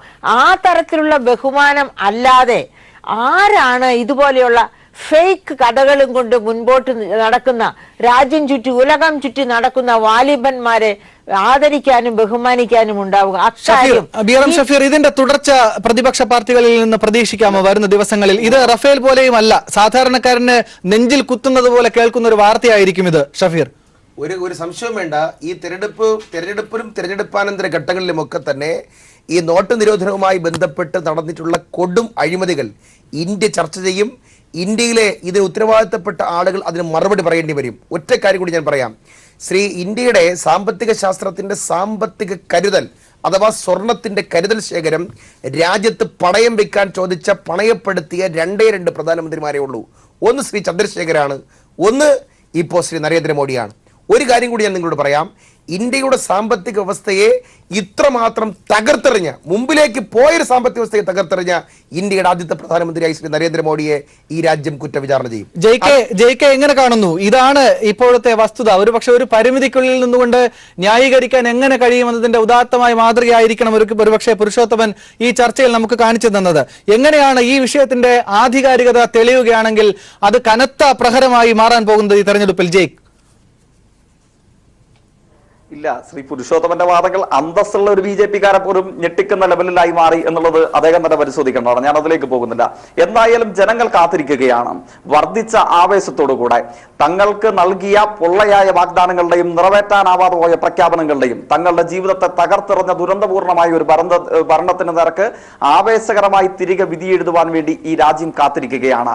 ആ വിധിയെഴുത്തിന് ഏപ്രിൽ 23 കേരളം സാക്ഷിയാവുകയും മെയ് 23 വർദ്ധിച്ച ഭൂരിപക്ഷത്തോടുകൂടെ RSS ഇതര സർക്കാർ ഈ രാജ്യത്ത് അധികാരത്തിൽ വരികയും ചെയ്യുമ്പോൾ പുരുഷോത്തമൻ ഉൾപ്പെടെയുള്ള BJP-യുടെ വക്താക്കൾക്ക് വീട്ടിലിരുന്ന് കുനിഞ്ഞ ശിരസോടുകൂടെ സമ്മതിക്കേണ്ട വരും, നിങ്ങൾ വിറ്റ് കളഞ്ഞത് ഈ രാജ്യത്തിന്റെ ആത്മാവിനെയാണെന്ന്. ശരി ജയ്ക്ക്, 2016 നവംബർ 8 രാത്രി രാജ്യത്തിന്റെ പ്രധാനമന്ത്രിയായ വ്യക്തി നടത്തിയ ഒരു പ്രസംഗത്തിനു ശേഷം രാജ്യത്തെ സാധാരണക്കാരൻ വലഞ്ഞു വീണ തെരുവുകളും ബാങ്കുകളുടെ മുറ്റവും ഇന്നും ഉണങ്ങാത്ത മുറിവാണ്. എത്ര പേരാണ് എല്ലുമുറിയെ പണിയെടുത്ത് സ്വരുക്കൂട്ടിയ പണത്തിന് കടലാസു വിലയില്ലെന്നറിഞ്ഞ് ജീവൻ പോലും നഷ്ടമാകാൻ കാരണമായത്? ആ പൊള്ളുന്ന നിമിഷങ്ങൾ ഇന്ന് രാജ്യത്തിന്റെ സമ്പദ് വ്യവസ്ഥയിൽ നിഴലിക്കുന്നു. എന്നാൽ കോൺഗ്രസ് നേതാവും മുതിർന്ന അഭിഭാഷകനുമായ കപിൽ സിബൽ ഇന്ന് രാജ്യത്തിനോട് പങ്കുവച്ച ദൃശ്യങ്ങൾ ഓരോ സാധാരണക്കാരെയും ഞെട്ടിക്കുന്നതാണ്. നിരോധിച്ച 500 കോടി രൂപയുടെ പഴയ നോട്ടുകൾക്ക് പകരം ഗുജറാത്തിലെ BJP നേതാവ് 300 കോടിയുടെ പുതിയ നോട്ട് ഒരാൾക്ക് കൈമാറുന്നതിന്റെ തെളിവുകൾ. അതിന്റെ വിശദാംശങ്ങൾ ന്യൂസ് ആൻഡ് വ്യൂസ് പരിശോധിക്കുകയായിരുന്നു. ജനങ്ങൾ, ഏറ്റവും സാധാരണക്കാരനായ ആളുകൾ തന്നെ ഇത് പരിശോധിക്കട്ടെ, മനസ്സിലാക്കട്ടെ എന്ന് മാത്രം ന്യൂസ് ആൻഡ് വ്യൂസ് ഈ ഘട്ടത്തിൽ പ്രേക്ഷകരോട് പങ്കുവയ്ക്കുന്നു. ന്യൂസ് ആൻഡ് വ്യൂസ് പൂർണ്ണമാകുന്നു. നമസ്കാരം.